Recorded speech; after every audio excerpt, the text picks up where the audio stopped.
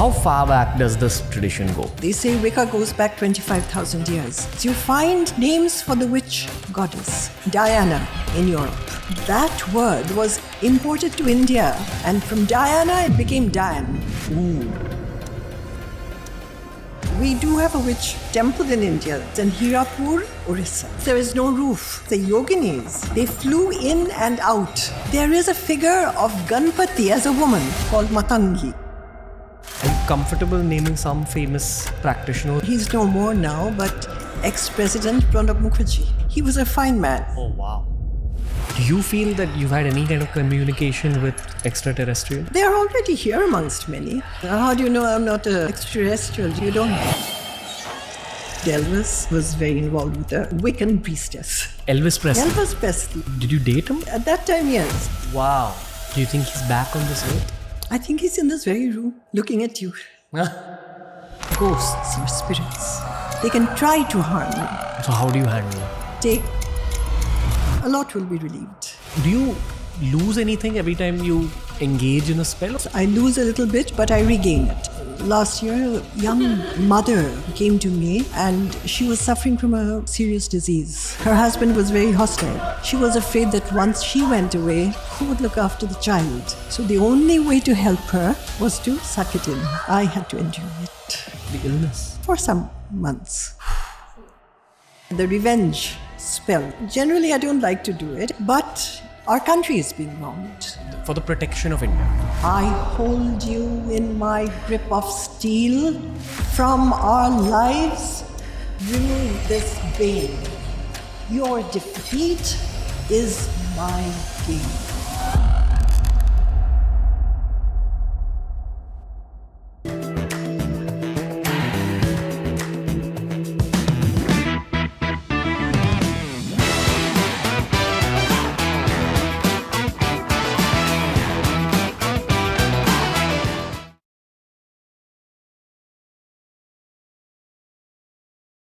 I don't think I've been this excited about an episode in a very, very long time. So thank you for visiting our lives, ma'am. That's what I'll say. Well, thank you for inviting me. As I said, I'm more of a recluse these days. But when I saw a few of your podcasts, I had to come. No, thank you. Thank you so much. Thank you for being here. I would like to know about the energy in this room today because of yourself and your daughter, who's also a part of this episode. The energy is good, but there is also a calm. There is also an eagerness to know more, which I feel from, I won't say just from me, but from the subject itself, which we are about to discuss. And the combinations which we are forming, all of us here. Yeah. I think there's a whole set of audiences that are trying to get to the nucleus of this subject. There's certain people who've studied a bit of Wicca. Yes. I'm in that category, like a very tiny amount of understanding. I think the audience has a very fair understanding of Sanatan Dharma and all our Indian practices. Yes. But even on this podcast, where we've done more than 1,000 episodes, this is our first Wicca episode. Which is why it's very, very important to me. I would love for you to give us certain pillars when it comes to this subject of Wicca. Where do we begin understanding? Well, let's come to the basics. What does Wicca or witchcraft mean? People have been taught that witchcraft means Diane, Dakini. Shudail. Dakini actually is a good word. Let's say Diane. And it has been associated with women who do evil, women who can do what is commonly known as Kala Jadoo, and who look, very gross, which fortunately I don't. You guys are looking lovely. So it's like that. That is the common perception, which was there. And as I said, a lot of it is due to patriarchy. And a lot of it is due to what people want to believe, a fight with a husband, fight with a neighbor, and they'll say, oh, to Diane. Now, the word Dakini is much better because the original Wicca In Tibet, in Nepal, a Dakini is called or is referred to as the flying goddess. So that brings us to the point of brooms, a witch's broom. Is there any similarity? There is a similarity. What is a flying broom? A flying broom is nothing but energy through which a woman of Wicca passed through. Why a broom? A broom, she was essentially a housewife. She Okay. swept the house. But every night, it is said that she would either use the broom symbolically to leave the house and fly to her meeting, Wiccan meeting. Or the other option is that the broom stands for energy and work, which she is doing. She was the worker in the house. I was about to say that it's probably a symbol of humility on some level. I don't think a Wiccan was ever humble. Okay. A Wiccan considers herself, if she is a true Wiccan, to be something like a superwoman. There is no humility in her. There is perhaps pride in her, in herself. How far back does this pagan school's tradition go? They say that Wicca, the real Wicca, with the pagan tradition, goes back 25,000 years.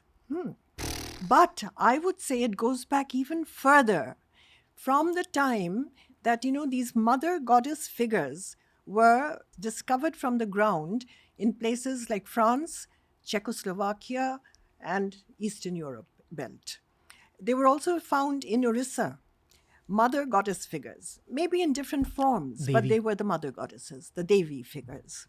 But the Mahamaya is different from just Devi.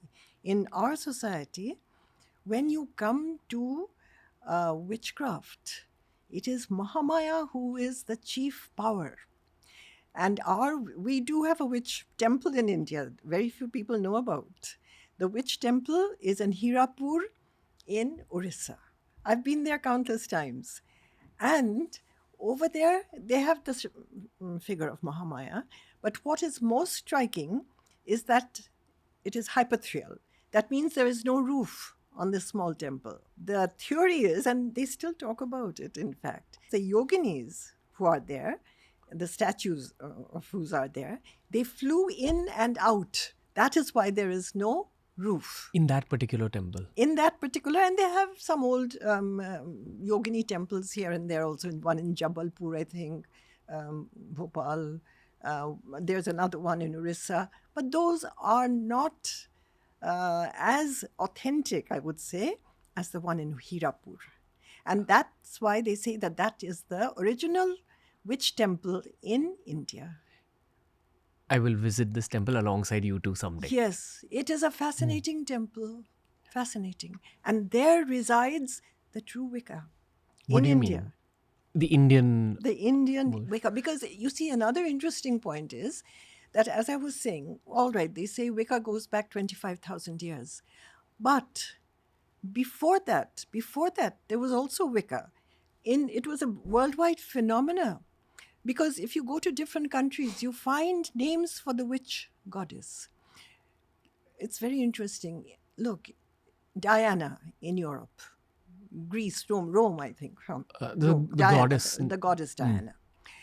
Now, that word was imported to India, and from Diana it became Diane. Ooh. You see? Ooh. So, Diana was worshipped in Europe at one time. But Diane, when she came to India, she was a bad woman. Then in Japan, they call their witch Dakini 10. So it's coming from most probably Nepal or Tibet. Dakini 10. And their witch goddess is supposed to be Amaterasu Omikami. That is her name. So they had witches from olden times. That would be, again, perhaps the 13th century. So in China, you have Kuan Yin. Each country had their own witch goddess. I have one tiny thing to say, which is that as Indians, we associate goddess energy with like Kali Ma, Right. Durga Ma. Right. You know? Well, in Wicca, we take Kali Ma and Durga Ma as witch goddesses, Yeah. I've also had an occult expert on the show, Peter Gray. And in Britain, he's one of the spokespeople for magic. Magic. Okay. And he brought up a goddess called Lilith. Lilith, yes, the first goddess. It sounded a lot like Karima to me, based on what he was saying. Or some cousin of the Indian goddesses. Right. She was the first wife of Adam. Okay. I believe this kind of knowledge needs to reach more of the world. That's all I'll say. Yes, if it only could. Yeah, even the listeners who listen to this podcast for Sanatan Dharma information can further their knowledge through this episode. So they need to view it openly. Yes, you're very right. What I want to know more about is the term Mahamaya. And I'd also love to know a little bit about Hiapur. So we'll pull up some images of Hiapur so that people understand it more. Yes. But then I would love for you to explain what Mahamaya is and that group of witches that you met when you were a teenager. Were they also aware of Mahamaya? Was that a topic of discussion? Did they call it something different? So over to you, like wherever you wish to begin. Carlotta, Corinne, the two people I mentioned who were the seniors, they understood Mahamaya. They knew about various temples, not only in India, places of worship, let's say, in various places, and about Hiapur, which I've also learned later on, actually, after coming back to India, was that a very strange thing. You see, from the gates, when you enter let's say the compound with greenery on either side and a straight, narrow, bricked path leading up to the temple. Now, this bricked path gets very hot in summer because you have taken your shoes off at the gate. But it has been found out by science later on that the ancients built the floors of the temple and the pathway with laterite. Is this the temple? This is the temple. That's right. And it's not a very big temple. The walls would be about 8 feet high. These are the figures or the yoginis inside. Some of them have been badly damaged during various invasions of Orissa, but they still stand with their full power intact. Wow. And the floor that you see in front of them, that is made of laterite, which, you won't believe it, nowadays, in present days, is used for cancer research. That means that these people knew about healing in a very big way, you know. And the yoginis, you have 63 there at the moment. One has been just taken away. We don't know by whom. Maybe sent to a different country. But 63 yoginis are there. Some are, very benign looking, like, say, Mohini. Then there's Yakshini, who belongs to the forest. There is Konkal Kali, who is in the skeletal form of Kali. And Mahamaya stands at the head. Now, one of the theories, there are many theories, one of the theories is that this is the cosmos. Mahamaya is the central energy point, the central figure, the central goddess. And all around her are the constellations and the stars, like in a galaxy. And people go to, sometimes they worship all 64 or 63. Sometimes they go to the one who they need at that moment. They all have a different purpose? They all have that I've done a lot of research there. I myself have done a lot, been there innumerable times, done a lot of research. Is the temple maintained as it should be maintained? Well, it was not. When I first discovered it, it was in the wilderness. There were tall grasses growing all around it. Then slowly, I mean, perhaps through my influence a little bit, people started going there. And that's when the government took it over. So this is the one Indic temple that's also extremely important to the world of Wicca? Yes, very important. But are there other temples like this as well in India? In India, Well, I would say this is the prime, the Wow. first one. And other temples, in Bombay, I'd say, the Siddhivinayak, Yeah. that is important. Why? That has, for one thing, nature is important to Wicca. Ganesh is part of nature. Hmm. Yeah. And there is a vibe there which I really cannot explain, perhaps coming from the figure itself, who is connected, again, I would say, to the cosmos. Hmm. So, apart from that, of course, our main temple is the Yogini temple. Little bit of a chat on the On Siddhivinayak temple. on the Siddhivinayak. Because it's like, I think everyone who's ever lived in Mumbai has been there. As I said, the elephant god is part of nature. The elephant god has no other requirements. You can go there, I would say, without anything in hand, just what's in your mind. An elephant by itself is the one who remembers, has the greatest memory.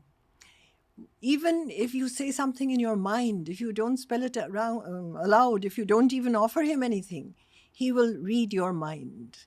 He will know what you have come there for. And strangely enough, even though we worship more Devis, it is a goddess culture, Siddhivinayak has become a strong point in Wicca. Yeah. Peter Gray had mentioned Ganpati in the Occult podcast as well. He said that every occult practitioner in Europe usually keeps a Ganpati idol on their altar. There's a couple of readings I have on this. One is that I believe that Ganesh Bhagwan is the god of the lowest chakra, Yes. which helps you stay grounded Yes, and still, yes. which is the basis of every other spiritual practice, which is the same logic as one beginning pujas with Ganpati. Yes. And the other logic that I've learned lately from my friend Vinay Varanasi, very eloquent about like these subjects. He said that there's a story that says that Devi created Ganpati out of her own essence, mixed it with mud and built it up. It's an esoteric way of saying that all of the Devi Tattva is present in Ganpati. In Ganpati. He's a manifestation of the Devi Tattva. That's right. That's right.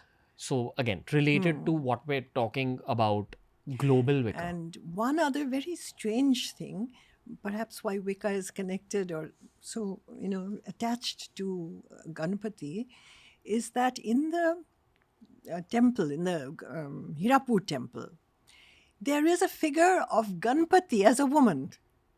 That connects the two, I think, very strongly. Ganpati is a woman called Matangi.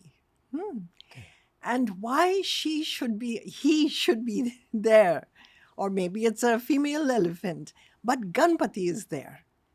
So that connects him at once with Wicca. It's a Devi with the head of an elephant. Yes, yes. And the other one who is also there, a man as a woman, is Buddha. Man as a woman. I mean, Buddha is a man, but he is there as a yogini. And how is this figure represented? As a woman's figure, but the head has that, curly hair, round face. Gotcha. So you recognize it as Buddha. Why is that Hiapur temple significant for the world of Wicca? That has been for a long time. I mean, each Wiccan may have his own or her own theory. But what we were taught, and later on what I have experienced also after researching there, is that it is important, number one, for the atmosphere, the closeness to nature. Also, it is important because it has a varied history, if you look at it like that. It has been violently attacked, but it has stood its ground. The other thing is that maybe this is a matter of faith, but when you go there, people have found something, either their wishes or found something. And I think the most important is, maybe I can send you a picture of that sometime. You see, I had gone there about 3-4 years back. And that time I wanted to be there for some time and do some research of my own. I mean, physical research, touch the murtis. And something very strange happened. As I was going around it, niche by niche, I stopped at I think it was the 17th niche of a Devi. I can't really remember her features, but I remember it was either Komari or it was something to do with the forest and the trees. I can't tell you which Devi it was, but I was attracted to it. Now, each niche, or I won't say each niche, some of the niches have little knobs on the back, like little stone knobs. And some people say there was something else there and they have been damaged and they're not knobs, they're just spikes sticking out. But to me, they seemed like a knob. So when I stopped in front of this Yogini image, I put my hand on the knob as if I were going to open something. And, I don't know, other people will say it was in my mind, but it seemed to me that the door opened. And I could see beyond. It seemed to be another dimension. And in Wicca, we do believe in dimensions. Parallel universes. Parallel universes. Right, up to the 7th dimension. So it seemed to me that it was another dimension. And I could see beyond clouds, a lot of clouds, but very, soft and calming clouds. And it was there for a few minutes. And then it was as if the door automatically closed. And I was let into that world. Now, I myself might doubt it, that it was my imagination. But what was very strange is that we had taken pictures also. Deepta was there, one or two of my other students were there also, and they had taken pictures. And you won't believe it, when the pictures were developed, there was a fluff of cloud on my shoulder. There was a fluff of cloud near my head. Wow. So that means they had come out. So where did these come from? We showed it to the photographer, the Kodak. They said, no, this is not any light defect or anything like that. It is something, concrete. So we said, could it be like a cloud or mist? They said, yes, it could be that. And you can make out that it's sitting on the shoulder, How did it feel for you in the temple? The temple always seems to be a center of tremendous power. It's like standing in a great chakra, within a great chakra, and all around you, the yoginis are constantly in motion. And sometimes they're coming forward, sometimes they're going backward. It's like a constant dance of power. And some yoginis even have fangs and claws. Those are the vengeful yoginis. They will not suit everyone, of course. You have to have that, as I say, that strength. That is something which I can't explain really. A strength of heart, a strength of mind, that even if I lose my life, it's nothing. But let me know. I'd love to understand Mahamaya more. Yeah. Is it different than what Ma Kali is? Look, to us, all the goddesses, of course Mahakali especially, Durga, all the goddesses, in our country, I won't say this is more powerful or that goddess is more powerful. They are all a part of that central energy. Divine feminine. Divine feminine. In Wicca, in fact, we have this, a symbol, a star with many spokes. And we say that the middle spoke, which has a hollow, is the divine feminine. And all the other spokes are the other forms of the goddess.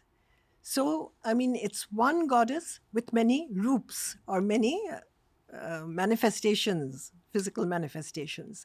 Whether we are praying to Saraswati or Durga or Lakshmi, it's actually we're praying to the same force. Gotcha. And where Mahamaya is concerned, we consider her to be the central force around which the yoginis are standing.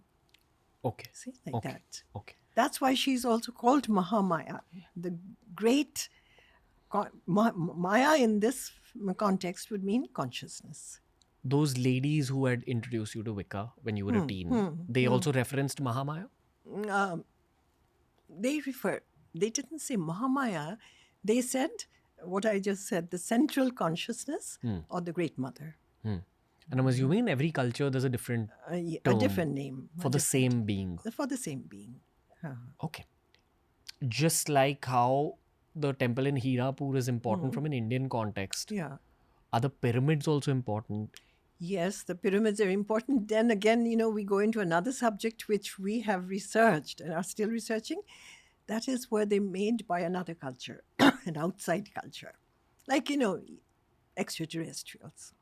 Or humans who lived on this planet before we came. That's a completely different subject which we are still researching. If I don't tap into this subject, there's a lot of audience members that are going to be upset. So I have to tap into this subject. Okay, Let's double click on that. Where has your research reached?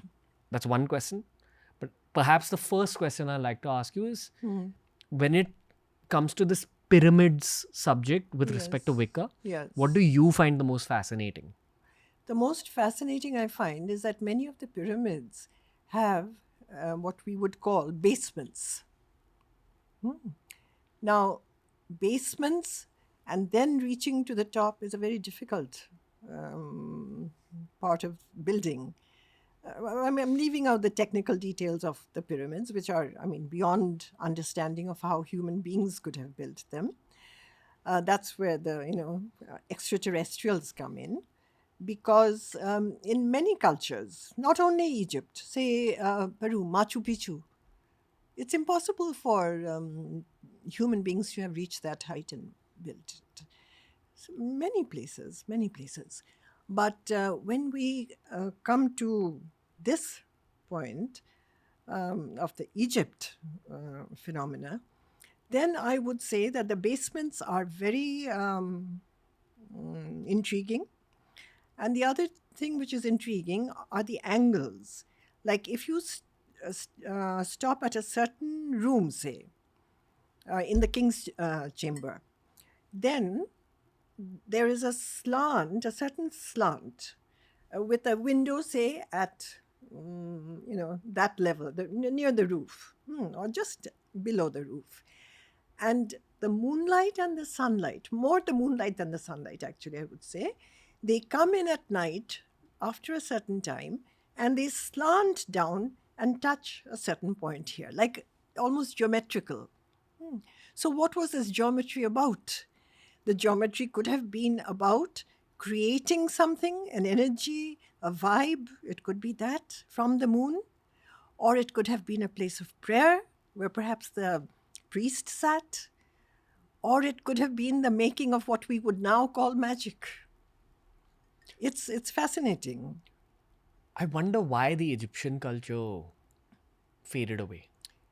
It faded away because I think those who were the builders, they left. There is a very intriguing point in Wicca when it researches Egyptian history, and that is that there was a lot of debate about what happened to Nefertiti.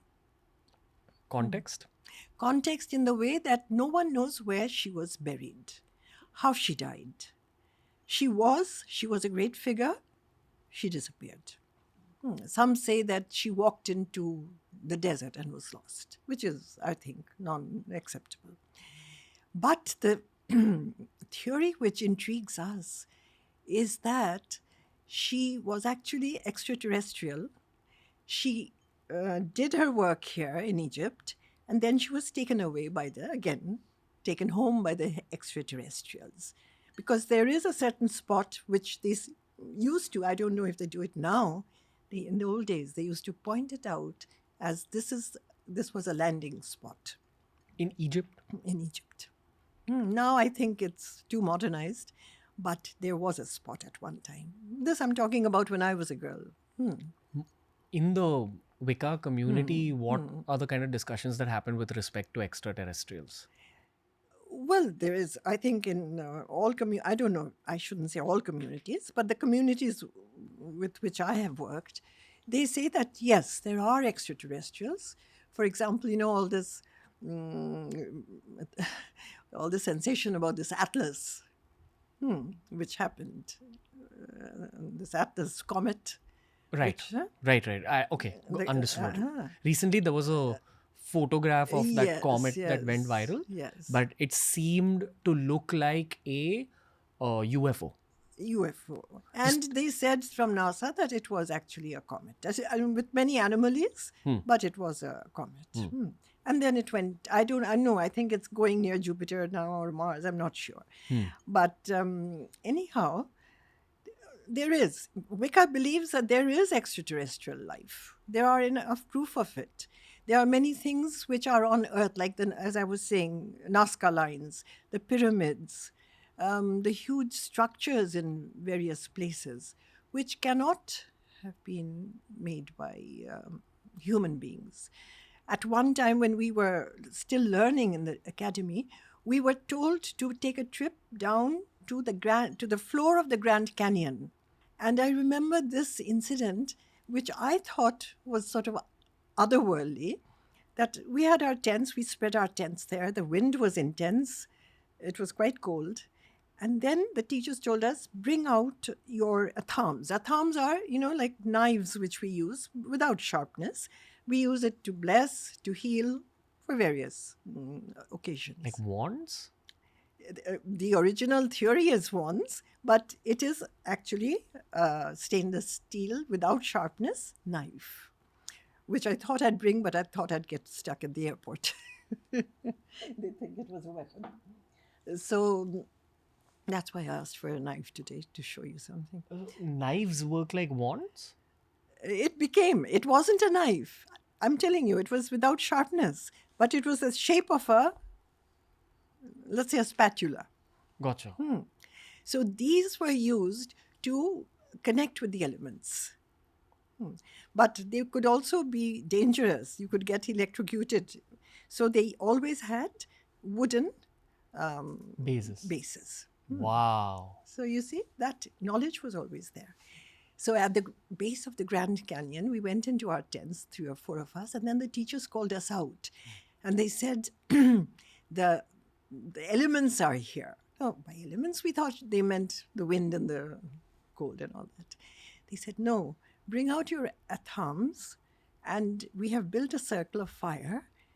Go and stand inside that circle and hold your wands up to the skies. So there was no thunder or lightning, so it's quite safe. And we did that, and suddenly the flames around us turned bluish in color. And from the atham, there started to be very light sparks, you see? So that means that the atham was being charged. That is how they are charged. Now, I feel now, at that time, to me, it was like magic. I feel now that it was an extraterrestrial connection. Because you see, there are some things in Wicca, I cannot deny it. I think a Wiccan who goes through let's say, the tests or the training, if you should call it that, learns many things or is master or mistress of many things. For example, one is the connection with outer elements, whether you call them extraterrestrials or whatever. The connection is there. Wow. Then the energy can be held on to or released. The holding on to age. Anti-aging. Anti-aging. Wow. Which would be very popular in today's beauty world, especially perhaps in Bollywood. Wow. It probably already is. Well, yes, it already is. Many from this part of the country. Yeah, a very famous, iconic Bollywood Well, I mean, actor for, let's say, coming to my professional reasons, I will not say names. I can't do that. जिनको समझना वो समझ गए. So they want, to be forever young. They want to be forever whatever. You can help them to a to a particular point, but you have to know their motive. If their motive is just, let's say, spatial beauty, what's the use? You have to use that energy for something. Okay. Do you feel that you've had any kind of communication with extraterrestrials? You feel so? Definitely. Why are they not revealing themselves to human They society? will. It is coming. Not only I. Look, scientists like Stephen Hawking, he said the terrestrials will come. Will come. He did not specify the time, of course. Will come, and their motive will be colonization. Oh, He did say that. so they're not benevolent? No, that's a matter of view. But Stephen Hawking, a scientist, he admitted this. Is it for the good of humanity? These people who we now are, I don't think it is good for us. It is good for them. But what will it mean for the human race? Like, I want to continue doing my podcast even after. Well, it won't be immediately. I love my job. They will love you. Oh, they'll love me. Yes. I'm the alien podcaster. 'Cause I'm the spokesperson. Because even amongst human beings, they're already here amongst many. I mean, how do you know I'm not extraterrestrial? Do you have any proof? You don't. Wiccans, many Wiccans, they have ideas and, ways which are not really, in society. They know things which are not in society or in books. So, yes, you will be fine. So certain humans will... Yeah. There is so much, one shouldn't make these statements, but there is so much sickness all around of a sudden, all sorts of things. Some is coming from bad air. The body is getting affected. Some is coming from the head. So much increase in Alzheimer's and dementia. You have to take note of that. Different types of things are happening. And the earth is changing. So does this moment of colonization scare you?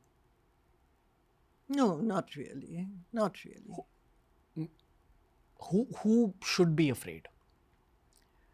Those who enjoy the material world. Society at large.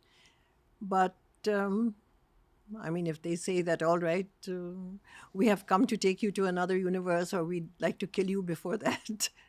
Okay. If that's to be, that's to be. Yeah. But then, is that the end of that 25,000 year long lineage? Yes. Maybe they will take to Wicca.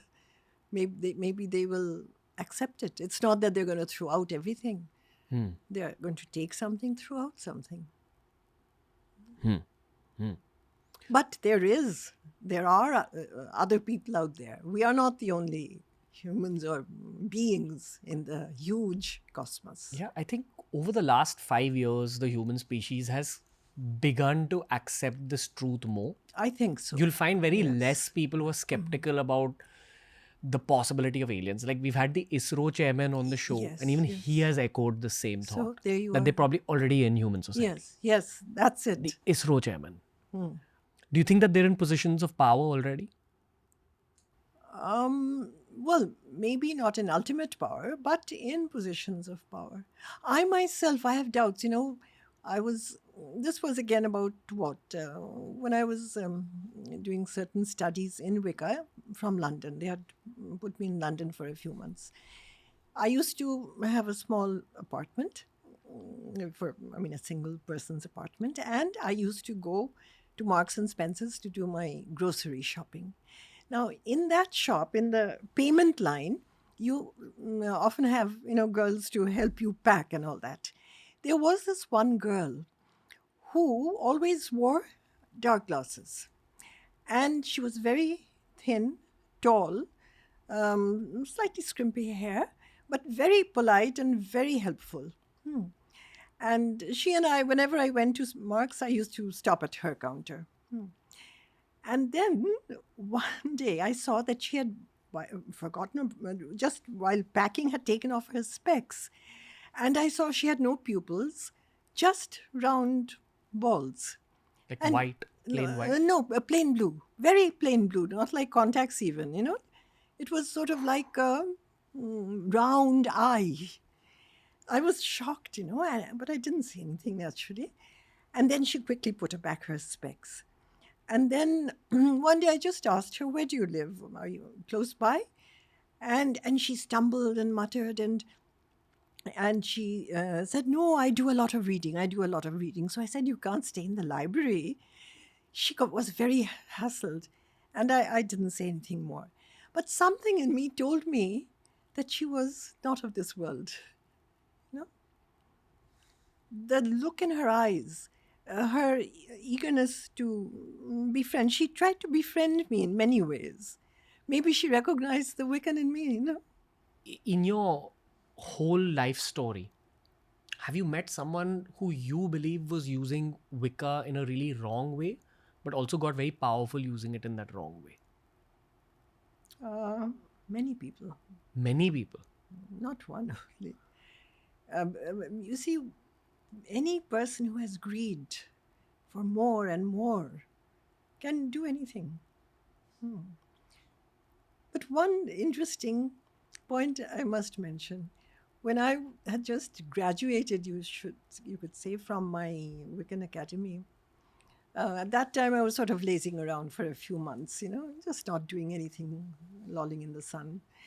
And a friend of mine who had been in the academy, she had also graduated.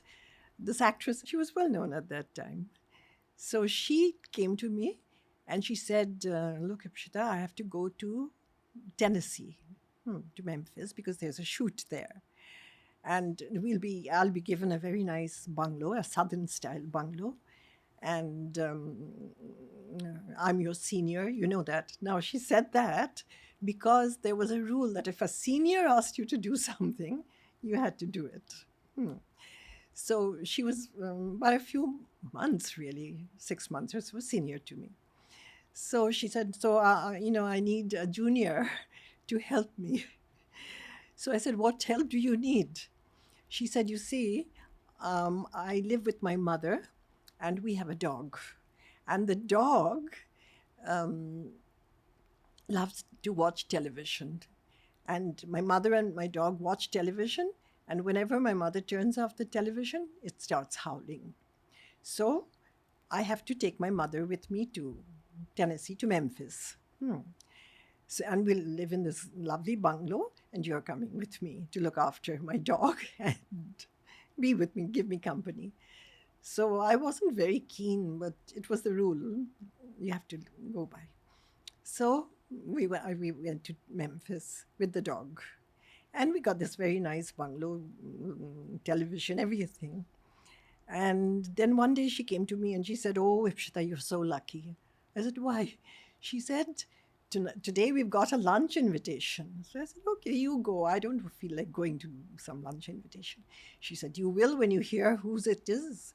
I said, who? She said, Elvis Presley. Oh, wow.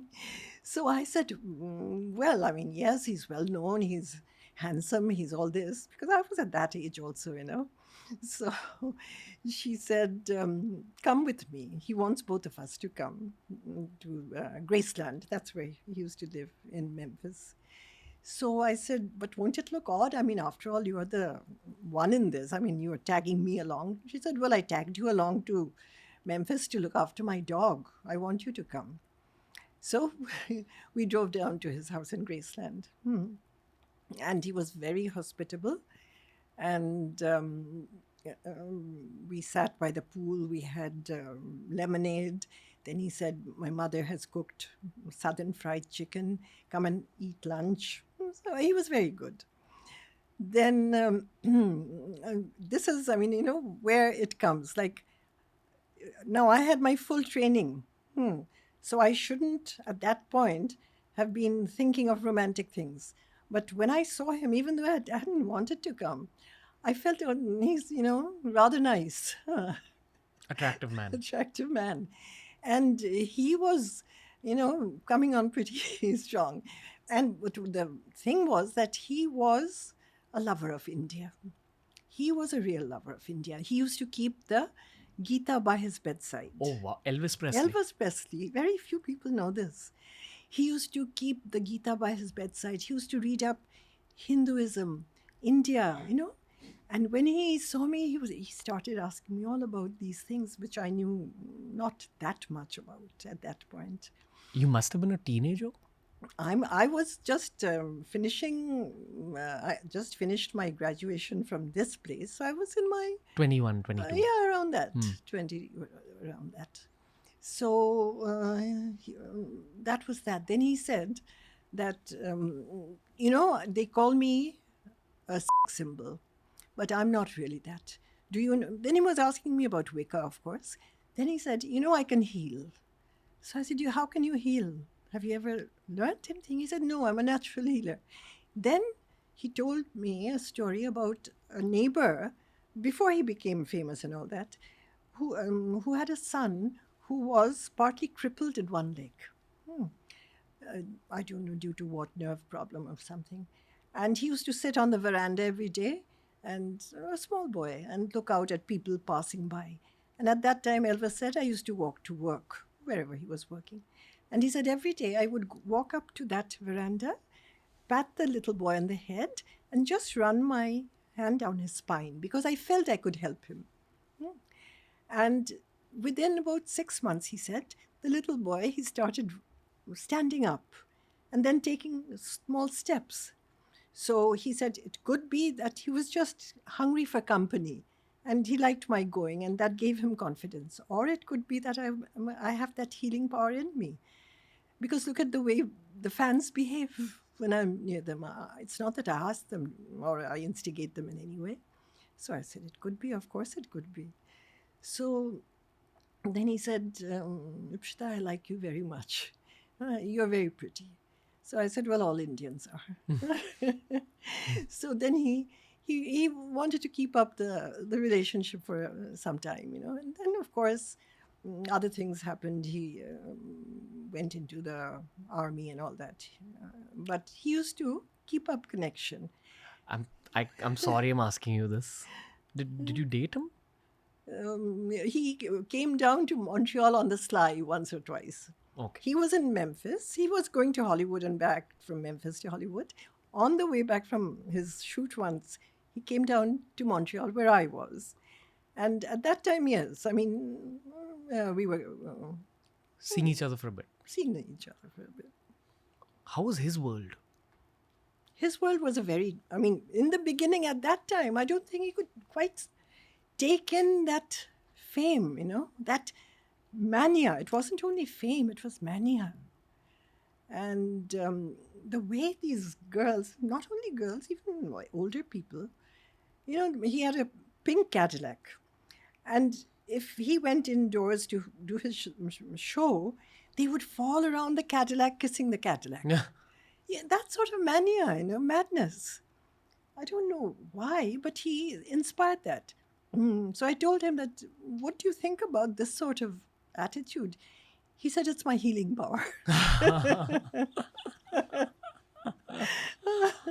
So it was like that. I mean, he loved India.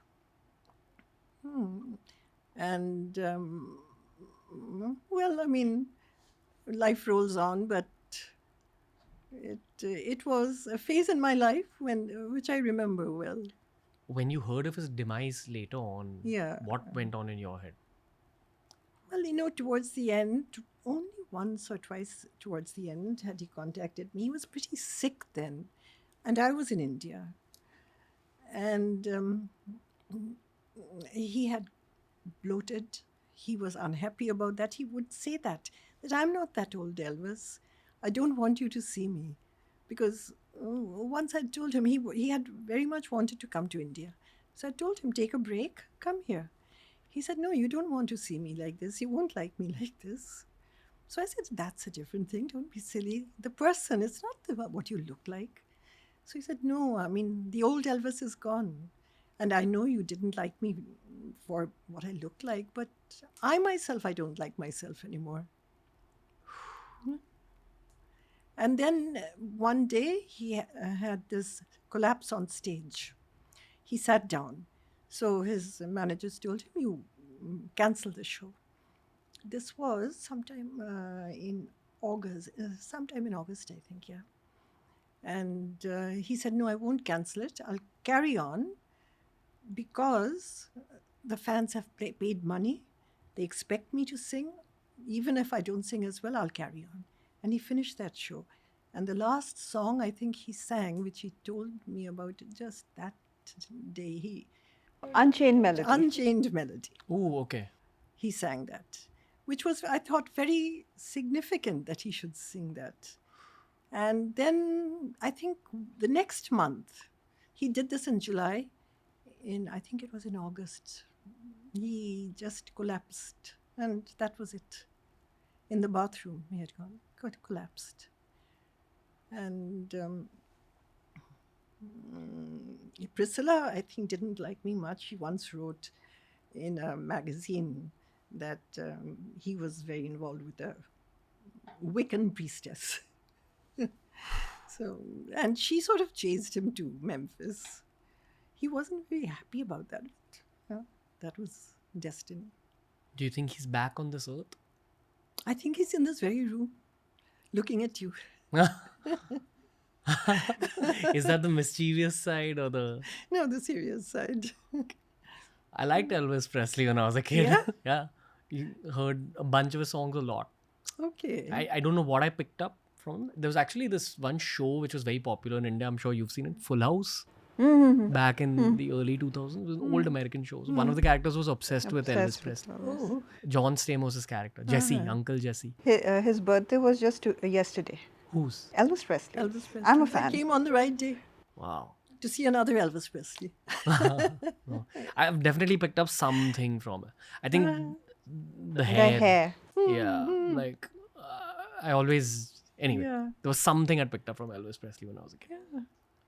Hi, Elvis. That's what made me come. Oh, I think he's here, looking at you. Okay. Don't mind the randomness of the questions. I'm just asking whatever I'm seeing in my head. But I would love for both of you to describe your mother-daughter relationship, but from the lens of, can I say the word the occult? Yes. And perhaps a lot of girls, especially listening to this, will find some more meaning in their own mother-daughter relationships. Yes. So over to you guys. This is Deepta, my daughter, and she is, you could say, a daughter disciple. Daughter disciple. Wow. Deepta, you want to say anything? Being a daughter disciple, I think carries a lot of heavy stuff and light stuff with it. On one hand, it can be like Sabrina the Teenage Witch or out of Harry Potter. But it also carries a lot of responsibility with it. It is something like the old-time Gurukul system, where your mother is your guru, is your teacher, is your mother at the end of the day. So it's all rolled into one. And it is a very beautiful thing. I honestly can speak to both of you for the whole day today. Like, I have that many questions, but we'll speak as our energy allows us. Okay? I have a very strange question to begin with. We're talking about Wicca here. Yes. I believe, based on what I've studied about it, that it's easier for women to pick it up as a subject and a craft. But what about the boys? Through the ages, there have been men in the craft. There have been men who have been burnt in the stakes, at the stakes. Oh, really? Yes, between the 11th and the 17th century, along with the women. So I can't say that it's essentially for women, but maybe women took it up more. For one thing, they were very hemmed in by the patriarchal system. And this was a sort of release. And the other thing is, it is true. I think intuitively, women are a bit more sharp. Why is that? It's the way they are made. Hardwiring? Hardwiring, and it is also the course of their lives. For example, from 3100 BC, starting in the Middle East, Mesopotamia, the reason for the patriarchal system sort of taking over One important reason was that society became agricultural there. And when you have agriculture, you have to have men. Men were stronger physically. They needed strength, in the agriculture, in the fields. Women couldn't do that. The second reason was that as they were left at home, maybe they felt neglected. And that is where, various chants and spells started to come in, that if I say this, the man will look at me more or with more favor. And that is where women started slowly to turn to the occult for favors of various kinds. Favors. Favors meaning like that. I mean, let my husband be more attentive. Because men became, as they turned to agriculture and the fields, they formed their own ideas, their own groups. They became a strength unto themselves, and from there we have patriarchy. What the father says will go, what the brother says will go. The brother should inherit. What about cultures like, the Amazon warrior? There are cultures like that, even in our own country, in the northeast. East, Meghalaya. Yeah, there are cultures like that, but they're few and far between. So the women receded. And as they receded, I think, they turned to other things. And turning to the goddess was one of the recourses. Okay. What kind of men were allowed into the occult arts? Men, I think, it wasn't really a question of men and women. It's just that they didn't want to be taught. I use that word even though it's not appropriate. They didn't want to be taught a sissy, It's not for me. I go into the fields, It's the ancient version of... That's not done. yeah, okay. Gotcha. We got to deep dive into subject matter for better understanding. And we'll revisit all these points you've mentioned right now. What's the biggest misconception that people have about witchcraft or Wicca, according to you? Like, what do you almost get tired of explaining? I get tired out of explaining when women or men come to me saying that, ma'am, you know so much. I've got an enemy and I need to take revenge. The other is, ma'am, I'm so in love with someone. Can you get him for me? These two. They don't know how to let go. One thing which Wicca believes in is that, yes, you go on doing your job, but in the end, it is destiny. But that does not mean you sit back. You have to go on. Go on with? Go on with what interests you. Where does your energy lead you? Because energy is very important in Wicca, as in many other subjects. People used to think that, Wicca, witchcraft, was some sort of hocus pocus. But the fact remains that from very, very early times, science was tied up with what we call Wicca. There is no quarrel between the two.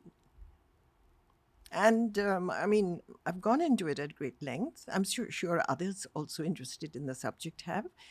Like in the universe, you have mass, and you have matter, and you have energy. Dark energy, 68% in the universe. And in a Wiccan, it is practically the same. So the tie-up is tremendous. I mean, we look to the universe, you could say, for the goddess. Through the years, it has become this that, all right, you have an idol here, you have an idol there, and we are praying to that idol, which is right, which is good, because the human being cannot take any more than that. But actually, that great consciousness, as we would call God or goddess, that great consciousness is out there beyond. And you have to, let's say, appeal to that consciousness. You have to align with that consciousness to really find the ultimate. Modern day society associates the word dark energy with evil. Yes. It associates black with evil. Why? That has somehow come down, I think. This is, others might not agree, with death. because in the West it started there. Black was, used at funerals. Black was used to signify bad. In our country, kala jadoo. I don't know why. It could be anything else. Pila jadoo, hara jadoo, but kala jadoo, which is supposed to be bad. So I think that it came from the connotation of death in the West. From the West, it came to us also. Um, I'd love for you to shed light on this white witchcraft versus black witchcraft thing. What does it even mean? Well, black witchcraft really in our school isn't bad, 68% of the cosmos is dark energy. The rest is called dark matter. Now, dark energy is expanding, always expanding the universe.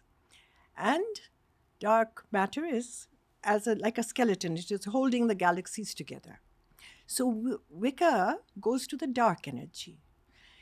The dark energy is what we call the consciousness of the divine. The dark energy is what you call. Yes. In Wicca, it is called the dark energy of the divine. Not because of, this is good or that is holy or, not because of the color. To us, black is good. We wear black. But it is good because it is what we would say alive energy. Because anyhow, the universe is alive. It is contracting. It is coming together. We say it is breathing, but scientists perhaps would not use that word breathing. It is contracting and expanding. Dark energy is always expanding. And we try to tap into that dark energy. Do you remember the time that your daughter was 4 or 5 years old? Was there any transference of the knowledge of Wicca back Not then? at that age. So at what age? But she perhaps picked up many things from me without my having to teach her. Do you remember that phase of life? I think I picked up a lot from the atmosphere around me. In the house? In the house, because you see, it was a very scholarly atmosphere. Not excesses, not like the loud party culture, or neither the ghar pe baith ke just be very dead and dull. And I remember there were strawberries, red roses, there were beautiful flowers, chrysanthemums, so everything to awaken the senses and make one very aware of nature from day one. And that is what in Wicca you would say paganism. If you're going on holiday to a place which has megaliths, go and see, can you hear anything from them? A megalith is like a rock structure? It's a large rock, like a standing stone, like in Stonehenge. Stonehenge. Oh, wow. So you can hear something from them? You can pick up vibrations. I think it was like aligning herself to nature at that time. Because nature is a very big part in Wicca. I think there's potential energy hidden inside every single human being. A little bit more inside women. Yes, I would say definitely yes. And then if you go about certain practices, you get to convert some of that potential energy into something more than just kinetic energy. Yes, that happens. And as I've often said, every strong woman is a witch. Every strong woman. What do you mean by strong woman? That through the ages, women have had to suffer. There is no originality. There is no room for her personality to grow. A strong woman is someone who is strong enough to lead her own life. She may also have other talents like, jiu-jitsu and judo. But she is strong. When I was in my Laurentian training, you could say. What is Laurentian? You see, that's how it started. That's another story. I mean, where did I learn Wicca? I learned it when my father was posted as India's representative in ICCO. ICCO is a part of the UN. He was a diplomat. Where is this? ICCO in New York. Okay. ICCO is International Civil Aviation Organization. So that was in Montreal, in Canada. So there were a lot of, interactions, parties, this, that, the social life. And there was a certain woman who was a tremendously energetic, different sort of woman, very intellectual, academic, all that, yes. So she was very interested in Indian, you could say, the dharma. American lady? She was a Canadian lady. Okay. And she was, of course, older than me. I was in my late teens then. And one day she asked me that, Ipsita, you must know all about this. Tell me more about Surya and the tradition of the sun in India. So I coughed a few times. And I said, well, I don't really know much, but I'm planning to read up. Because you see, in our house, we had a very big library. So in my spare time, I would just go there and read and read and read. But you were reading about the occult? Yes, I was. I Wow, was. okay. And one day, this woman, she came to me and she said, Ipsita, come with me to a certain place. I want to take you. Because even though you don't know about the sun god, I want you to come with me to a certain place. So she took me to a house, a big house, which was situated on the Lachine River. That is part of Montreal, a little bit out of Montreal. And there she said, come in and just sit and watch us. So I watched. They seemed to be mostly professional women. And this group was called the Pagan School of Wicca. And there were 12 women, and 2 or 3 of them got up and started to speak of their travels to various places, how they had experimented with the Nazca lines in Peru, how some had gone right up Machu Picchu, some had come to India. So, it was a kind of research into the occult and into also history. And then I came away. And Corinne, this was the lady in between who had taken me there, she told me that if you are fit and if you are willing, maybe the chairwoman, should I say, Carlotta will call you one day. So I said, well, I don't know anything that these women know, my knowledge and their knowledge. She said, no, wait and see. And about 2 weeks later, Carlotta called me. And I went, and she was sitting at this desk, and she didn't speak much. She just said, our association has just members in America, in Canada, and a few in Europe. But we do not have any members from the East. But I have seen you, even though you are not yet 21. 21 was the age at which, you could join, or they would take you. I would like you to join this association if you have the permission of your parents.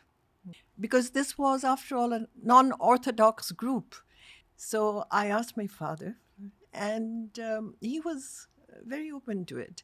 He said, as long as you don't disgrace yourself in any way, learn. If you go there a few times, if you find that it's constructive learning, learn. Then I asked my mother. Now, my mother was a very conservative woman. So I sensed that she would perhaps object. And she did. She said, first of all, that why do you need to go into all this? Learn our Indian subjects, our Hindu subjects, our Brahmo subjects, because we also had a Brahmo lineage of Keshav Sen. Brahmo line started by Raja Ram Mohan Rai, then followed by Keshav Sen of the early 19th century, who was, you could say, my great-great uncle. Now, he was a rebel. He was a complete rebel. You're talking about Raja Ram Mohan Rai? He came just after Raja Ram Mohan Rai. Okay. Keshav Sen, he said we should not have many idols. We should worship the monotheistic way, one God. And another thing which he brought into focus was that there should be no child marriage. So he was a very rebel, and he was a very strong man. So, with that sort of background, my mother said, I don't know what you'll do there. So I told her, look at her ancestors. Keshav Sen, he was a rebel. Take me as a rebel also. So she said, she laughed then. And she said, go ahead. Were either of your parents inclined towards the occult sciences? My father, he read a lot of books on this. Okay. On astrology, astronomy, all these things, And from those books, I picked up a lot. I have a tiny tangential question. in the 2026 context, is there a lot of powerful women, but also perhaps some powerful men who are active practitioners of Wicca today? Yes, yes. Famous, rich. Of course. Okay. Yes. And they prefer not to publicly say that they're practitioners? Some say in the West, I think they say more than in our country. And in our country, that, no, I'll keep it to myself. That sort of attitude is there. Because general society misunderstands this. I think so. Are you comfortable naming some famous practitioners who are open about their own practice globally? Well, I can tell you, when I was in Delhi especially, a lot of politicians wanted to know about Wicca, and many of them wanted my help. Now, one man, he's no more now, but he was extremely interested in Wicca. He did not call himself a Wiccan, but the interest he had was, like any Wiccans, that was our ex-president, Pranab Mukherjee. He was a fine man. He was an extremely intelligent man. And his interest in Wicca just floored me. That here was a man in such a position. If, say, the other side of society, the skeptical side, got to know, they would create havoc. But he was strong. He didn't mind. So there was one in our country. In our country, yes, in Delhi there are many more. But I mean, not of that level that I know of. And there are more. For example, in the UK, there are people. In France, there are people. Okay. Think of Madonna a lot. Yeah, I'm pretty sure Madonna. Well, you see, some people, those I know who will not mind, or their families will not mind. But there are some people still who are Wiccans, but I do not mention their names because, they have come to me saying that I believe in all Wicca, but keep my name private. Society is not ready for a revelation of that level, and I believe that this conversation will soften society a little Definitely. It's a very fascinating subject, and I think the world has only started to understand it now. Yes, you're right. Back to your story. I studied in that. Well, we had weekend classes. Otherwise, we were to lead our normal lives. I was going to high school. I was finishing up high school. So, everything was normal. We had some rules, of course. And Carlotta told us that, look, I will not know if you're breaking the rules or not, but I have an intuition. And I trust that if you are interested in learning, you will also follow the rules. The rules for 3 years were, one was no alcohol of any sort. Others were a bit older than me, of course. One was no, let's say, mixing or having any relationship with the opposite sex for 3 years. And the other one was that the written work, or let's say the textual work which is given to you, you must do that. Because you would be asked questions, not like a test, but just, by the way, to see your reaction to something, almost like a psychotherapeutic test. How do you react to this? Wow. Okay. And working with the unknowns. Like, this was fascinating for me. Showing or trying to show that inanimate things can be given life or have life. For example? For example, I'll tell you about my first meeting with this situation was that Margaret, one of our teachers, she took me outdoor class, you can say. So we climbed the mountain a bit, and then she came to an altar-like large rock in the front. And she said, that's a large altar left over from, we don't know how long. And on it, she put a little crystal. And she said, I'll just touch it for a while, and then let's see if I can put some life into it. But it does have life of its own. A crystal has life of its own. And then, believe it or not, the crystal started turning. With a light touch, she did put a light touch, but it started whirling. You know, no human finger or touch could do that. So she said, do you believe that inanimate things have life? I said, I do now. And then she taught me some ways in which to, nowadays that you could say that how to take an object, a so-called inanimate object, and put life into it and put what we would call magic into it. So that is how many of our things, we say, oh, that's a cursed object. That's a lucky object. I think it works like this. The human energy, at some point or other in time or now, absorbs that energy and it has its own energy. Pran Shakti or Chi. Yes, you're right. And also, if you look at it from another point of view, which I think is very interesting, say, Wicca believes a lot in the use of crystals. Of course, nowadays, New Agers have taken up crystals. I'm not talking of them, because my sort of Wicca is not the New Ager Wicca. But I brought the crystal to India. That is true. That is true. Do you mind that I'm taking you on tangents in the middle? No, It's just no, for no. deeper understanding. No problem. Now, this might seem like a silly question on the surface, but I'm just curious, and I think it might lead to a deeper tangent. How do you, as a witchcraft practitioner, feel about the Harry Potter series? Well, I confess I haven't read all their books, but what I've seen on TV or films or whatever I've heard, I think they're very entertaining.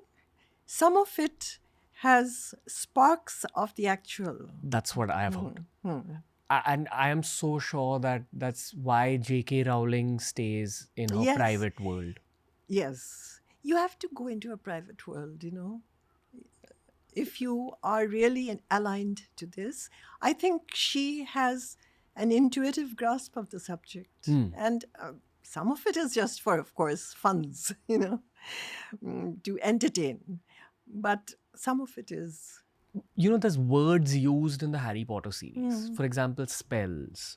Yes. For example, wizard, witch. These are words derived from your world, Yes, of course. right? Well, spells, now that you brought up spells, actually spells are words which can also be called chants, which can also be called mantras. They are the placement of certain words and the way of saying it, which brings about the magic or the mystical. What is magic? Magic is that which we are hard-pressed to understand.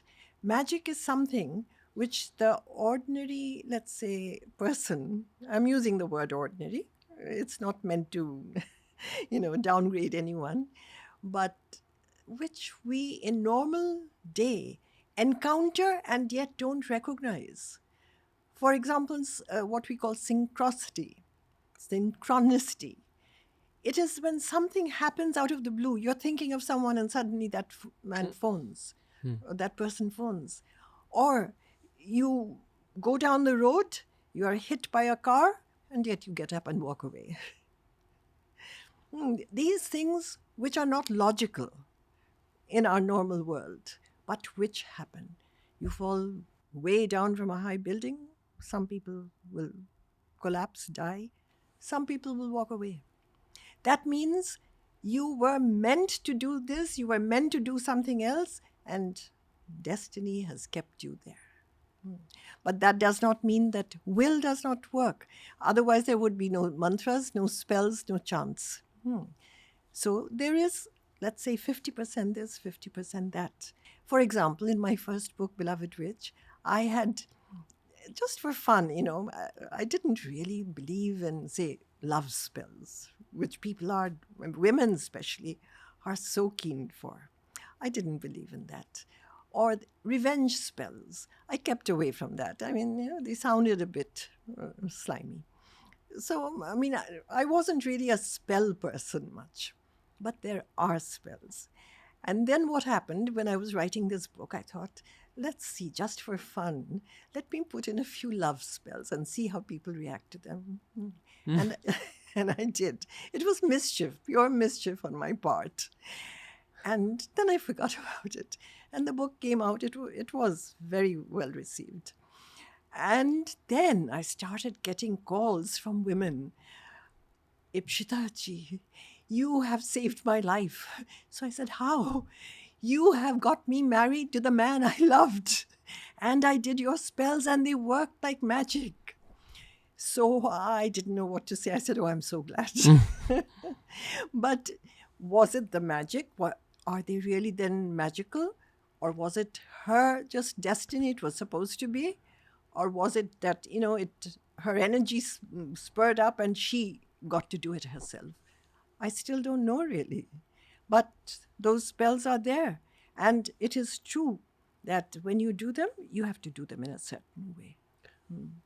I got to take a tiny kind of monologue section here. And once I'm done with the monologue, I'd love for you to kind of step in and correct me if I'm saying something wrong. Okay. There are a couple of books I've read on Wicca long time ago. And this is what I loosely remember, that your chi, your pran shakti, your human energy is a massive part of any of these spells. I don't know if you call it meditation, but some kind of silence or energy accumulation is the basis of all these spells. And then once you want to execute them and turn that potential energy into kinetic energy, then on certain nights with respect to the moon's waxing or waning, you take objects of a particular color for a particular purpose. So for example, love, I think, is pink if I'm not mistaken, or red. Or red and pink.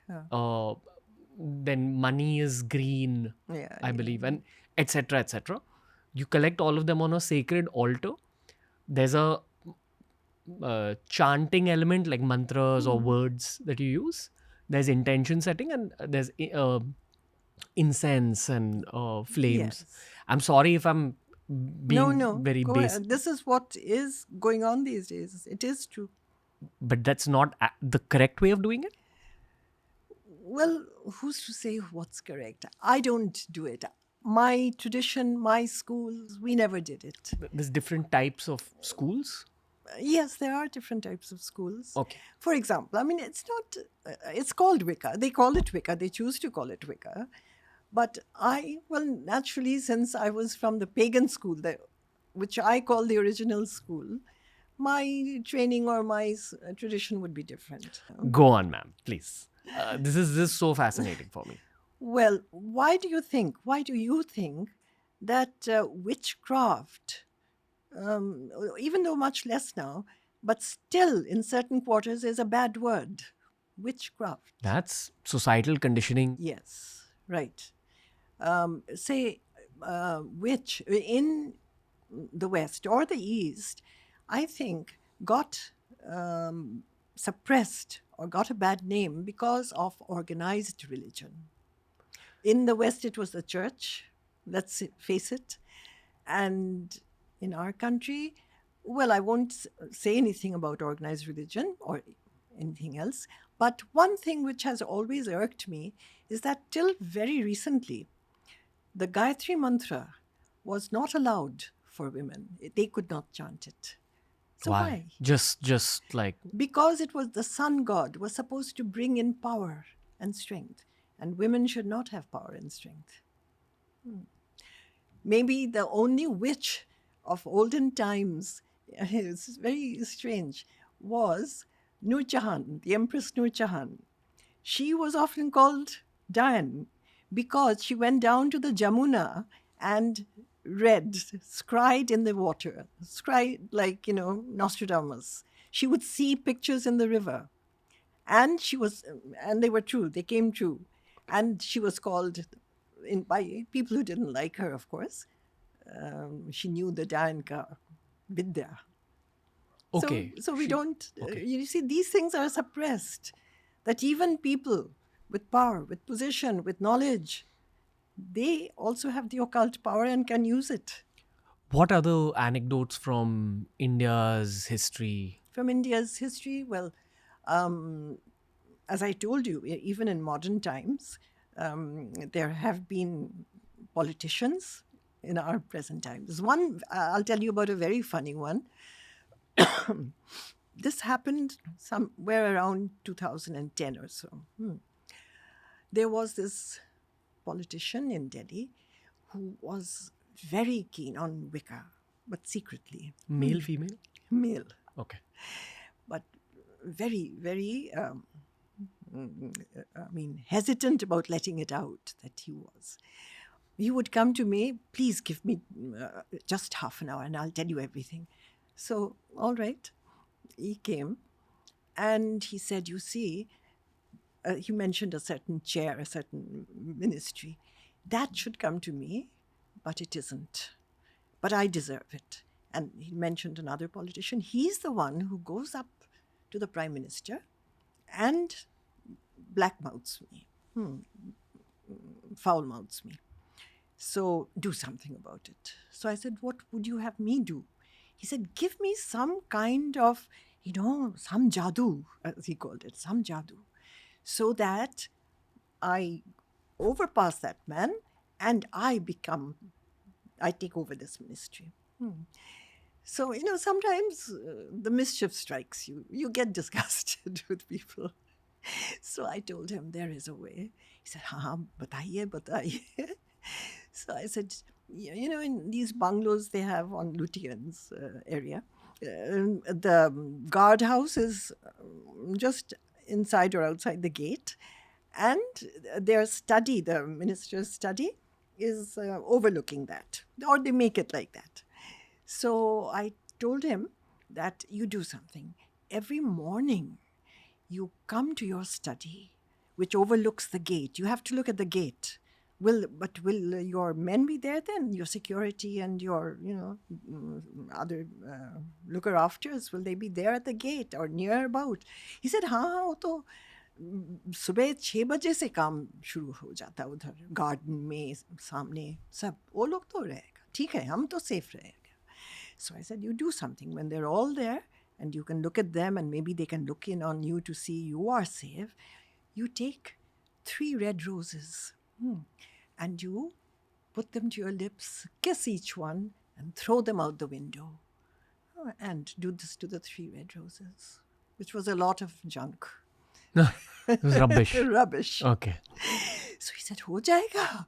I said, haan, ho jayega. And he did it. And that was my greatest satisfaction. So you see, in Wicca is not all just, bad or jala kala jadoo. You have to have humor in life to get it. Gotcha. Well, have a little fun with it. Have a little fun with it because you know the real thing. And the actual real thing takes years of study and practice. Yes. But unfortunately nowadays, a lot of the New Agers, people who are doing all this occult stuff now, having chambers, sitting there, charging lakhs of rupees, they do this, whatever comes to mind. That is a pity. Has being Indian helped you in your Wicca journey? I think all Indians have the occult in them. This is what I feel. A lot. A lot. That's our blessing as for lack of better words, race. Yes.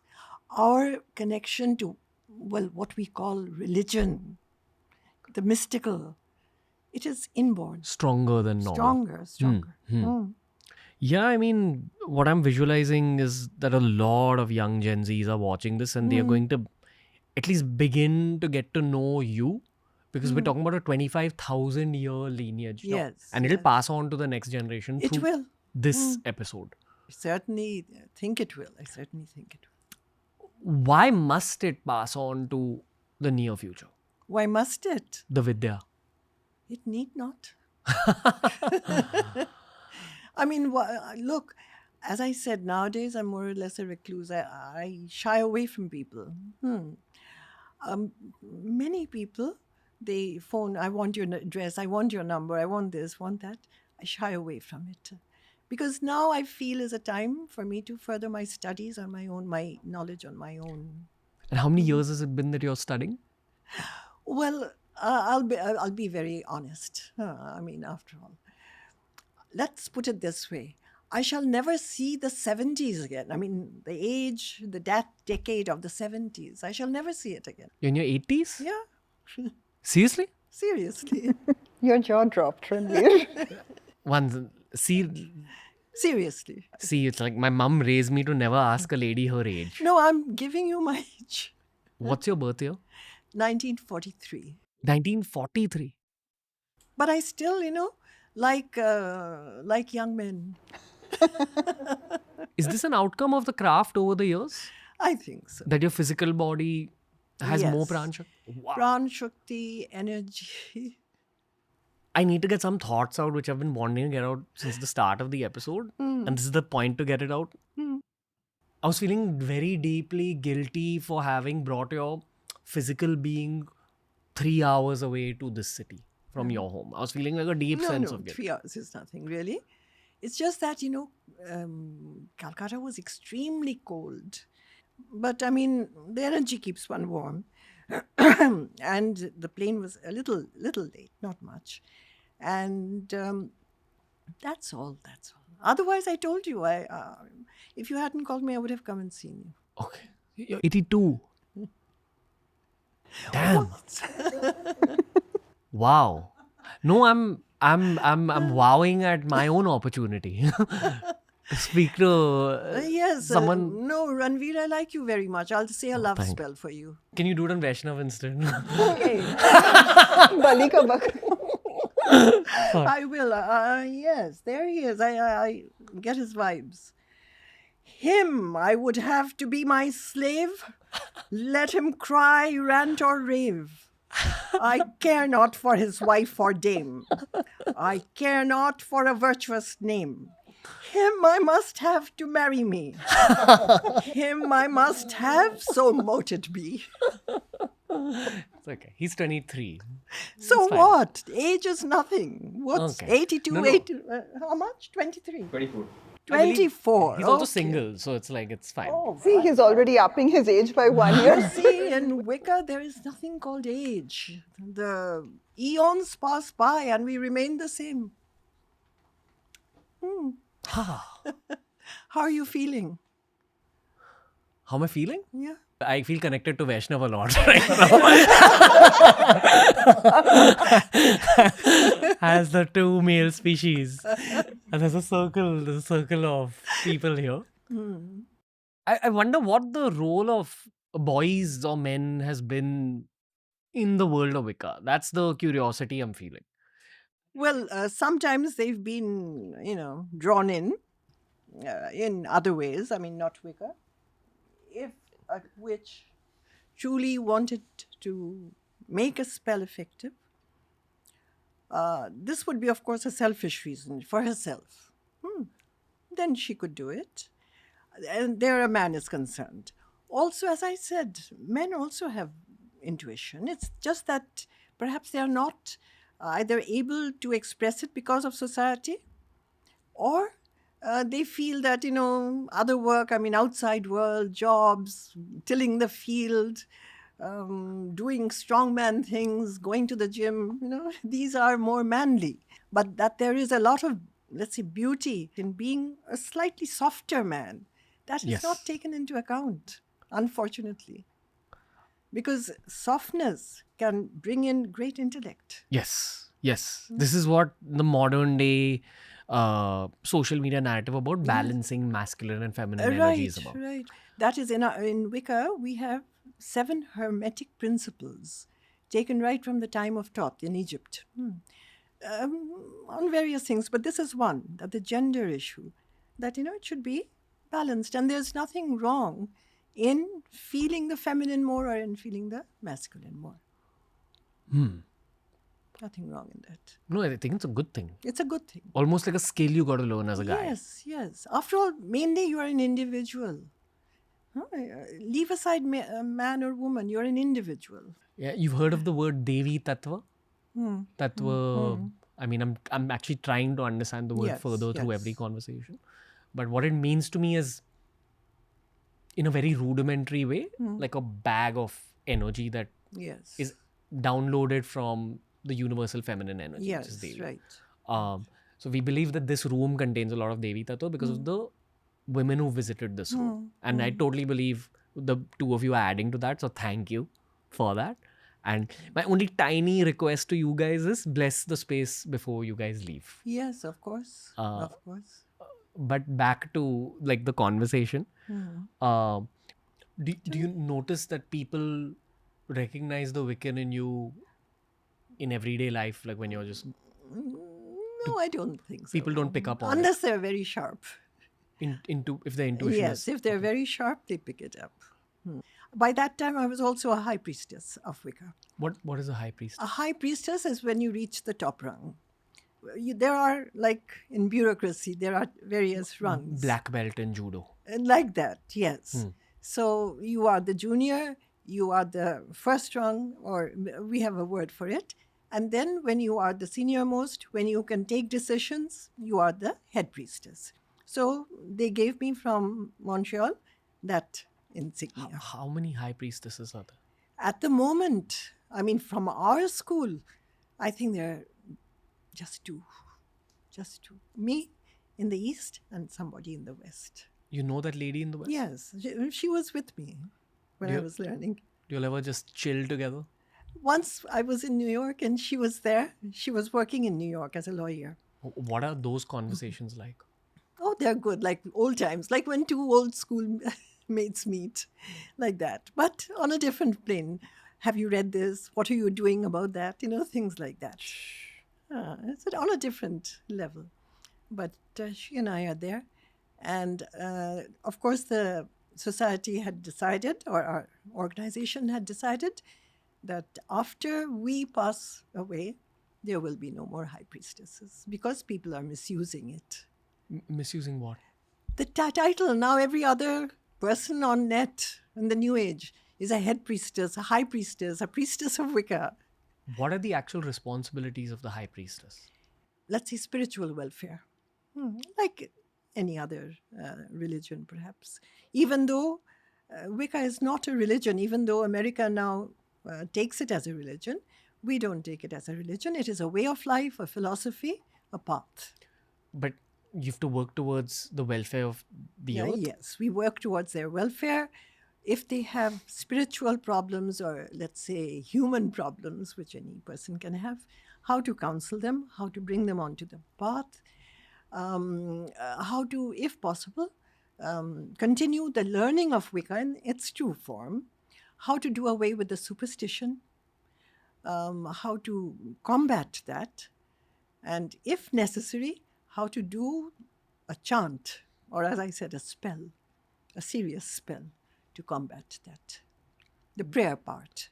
And also the what we were just talking about, going to various places which have the hint of mystery, whether it be archaeology, whether it be going, just visiting a temple, visiting a place, might need not be a temple, visiting that place, writing about it, and putting it into our collection. Or making a book of it. That is also allowed. So you named Hiapur, Machu Picchu, the Stonehenge has been mentioned. Stonehenge. Any other places on earth? The Nazca lines. Where is it? That is very near Peru, South America. Okay. Okay. And any other place? Africa? In Africa, we have not done so much research, quite frankly. Even we should have. India, some places are very special to us. Like I told you, Siddhivinayak temple. Then in UK, there are one or two places, apart from Stonehenge. One or two old churches. Scotland? Not Scotland, London itself. Oh, really? There's this college, King's College. Yeah. In front of that, there is Marilla Strand Chapel. That is a very old chapel, and we consider it a Wiccan place because at one time, say about 500 years back, the maypole used to be placed in the compound or the garden there, and the maypole dance, the Beltane ceremony is Wiccan, so we call it the Wiccan chapel. And I have been there many times in that chapel. I love it. It has an atmosphere which you can absorb for ages. And not only that, once, I lost a dog. I'm a lover, animal lover. I lost a dog.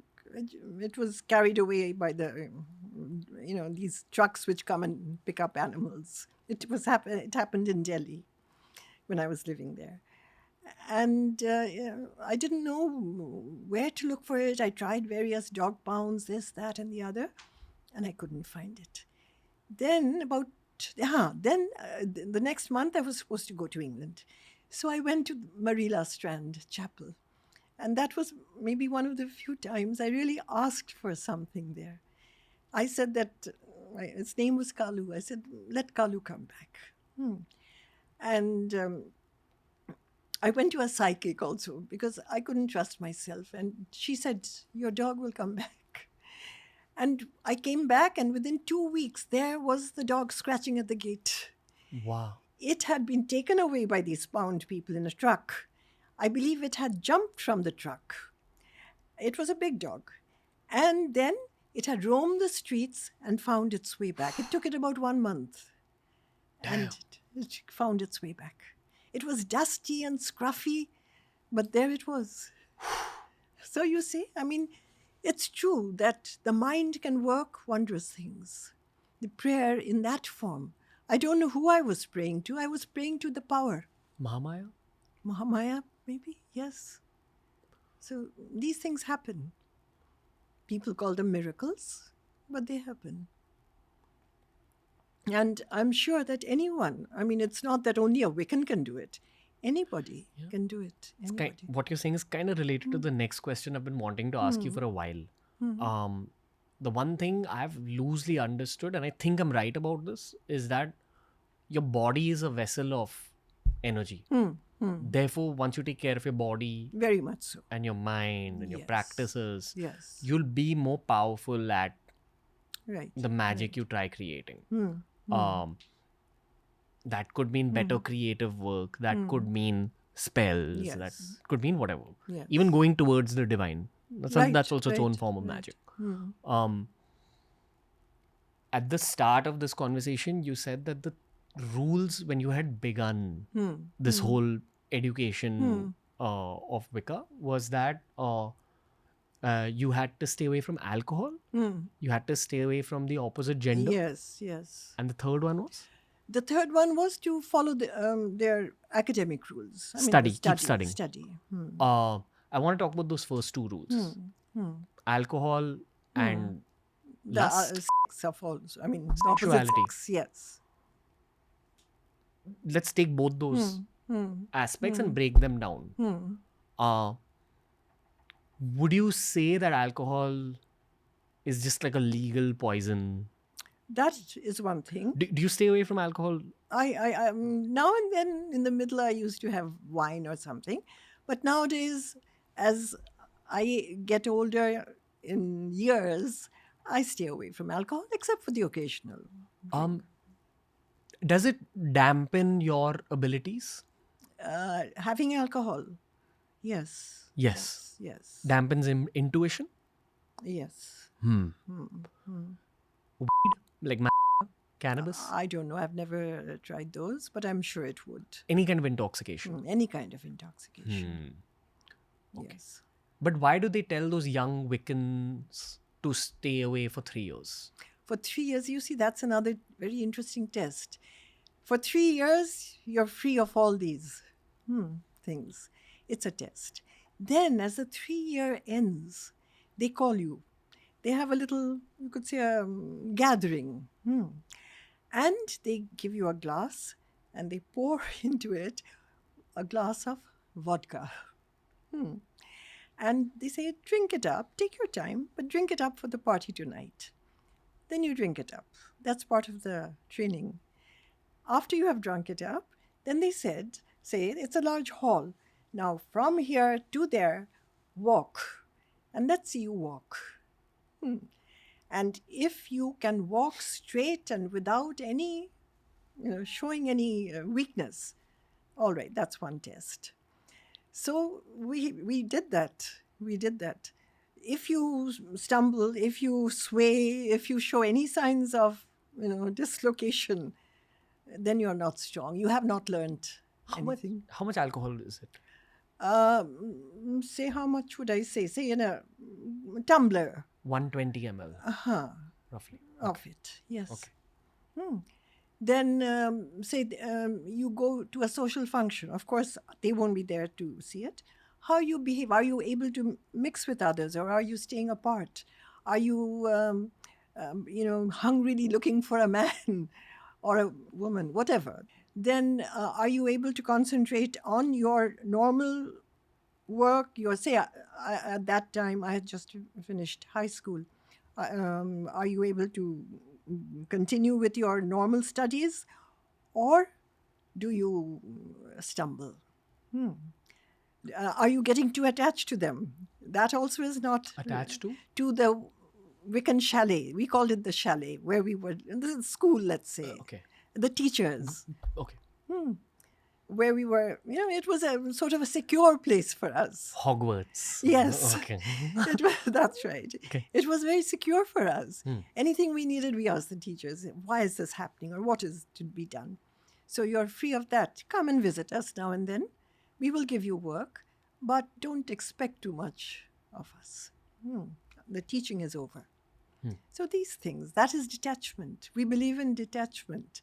We believe in the Stoical philosophy, which was so popular from the 300 BC in Greece. It started in Greece, much later than Wicca, but we took to it. We took up that philosophy where the Stoical philosophers say that, look, life is tough. You won't get what you want. You will have to face it. If something bad, as we say, happened to you, a loved one, some friend, don't cry over it. It was to be. So Wicca is that also.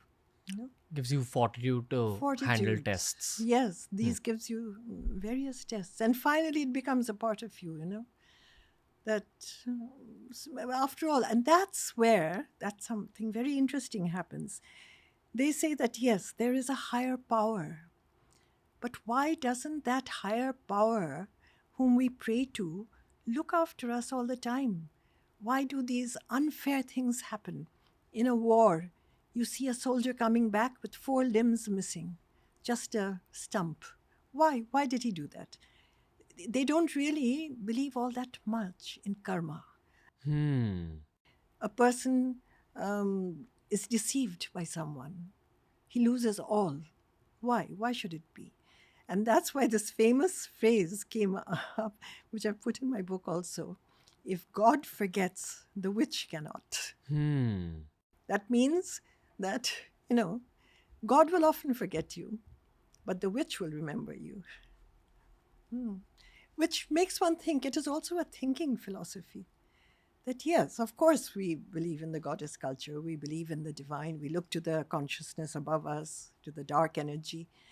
But if we look to the divine, we question ourselves also that why does God do these things to good people?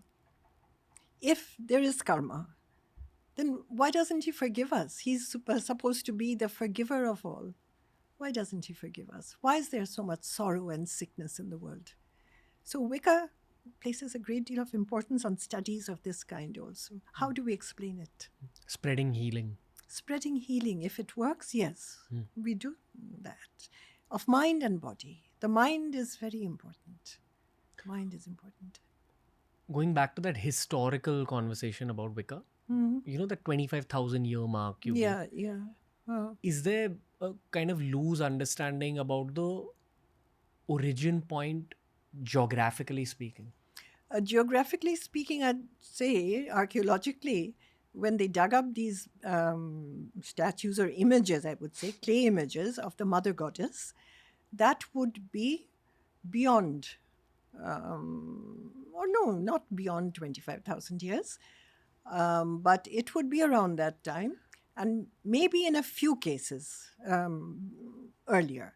They were dug up mostly in the beginning. India was one place. Orissa was a very hot point. Bihar was another. And Bengal a few. But Orissa was very, very potent for that. in the West, France was a hot spot. Czechoslovakia was a hot spot.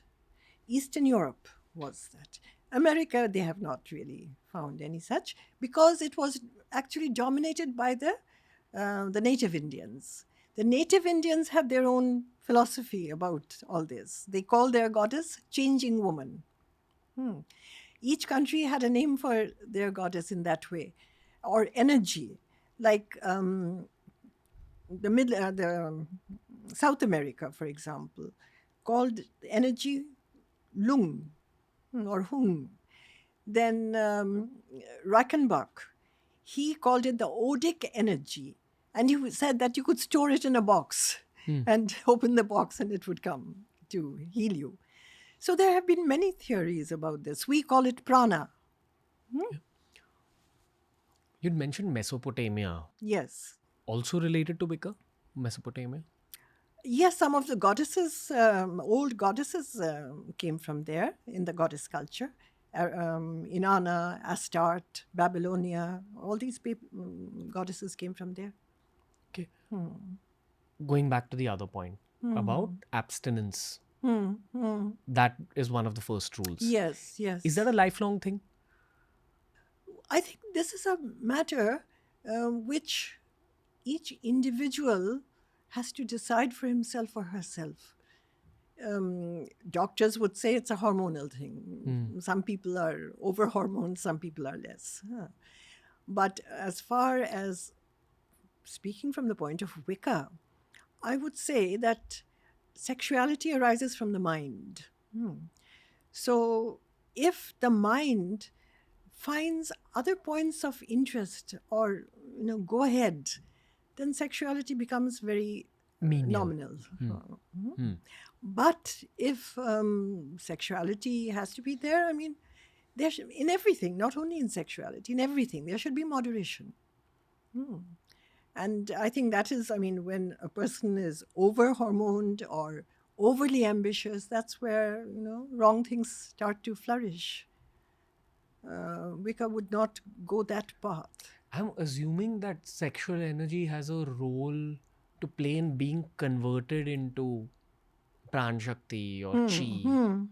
And when you engage in physical intimacy, there's some leakage of that Pran Shakti or Chi. Yes. For both genders. Right. No, let's say the sexual energy is there in yoga. You have the Muladhara, which is primarily, I think, the sexual force, where the serpent is climbing. Yeah. But does abstinence make you a better Wiccan? No. Nothing After all, there is no, I married. There is no bar to that. Many of our Wiccans marry, some don't. But that's a choice, that's a choice. But it isn't because, they're hungry for sex. It's because perhaps, I don't know, some of them may feel that they want children. Some of them may feel that they want a regular life, not only Wicca. It could be that. There's a human element also. There's a human element. There's also ego. There's ego, which we should keep suppressed. But ego is there. Okay, human ego kicks in. Human ego kicks in. Say you go to a party and you meet a man. I'm talking of a woman, a Wiccan woman. And she meets a man who is completely enamored of her, loves her, is at her feet. In many ways, her ego becomes stronger. That is perhaps one thing which I would say is in the negative. She becomes a bit egoistical because I have this power. It doesn't happen to everybody, but some. So that may be another reason for her wanting to get married. Gotcha. Like my husband used to tell me that, "Tum chodvi ka chadhu." So, that got to me. I think any spiritual practice increases what we call tej. Tej, yes. Aura. Yes. It does make your aura more powerful. Any spiritual practice. Sharpened spiritual practices sharpen your aura way more quickly. Right. For both men and women. For both men and women. I have some friends who are Wiccans. At least that's what they've told me.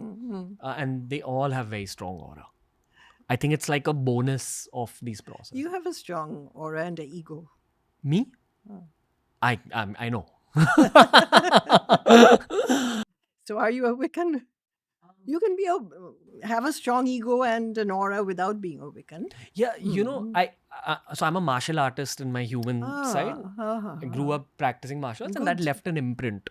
So Right. I always looked for mental and spiritual arts to engage myself in, because yes. when you practice martial arts as a child, you're left feeling a lot of hunger once you're not allowed to practice anymore. Yeah. So you want to fill that hunger with something. So I have my own practice, and I know that if I wish, I'll be able to get mentored by someone like yourself and switch. But I've gone fairly deep in my own practice, and it feels right to me. So the process of engaging in my own practice, I'm sure it creates some aura, It does. creativity, and that creates ego. That's it.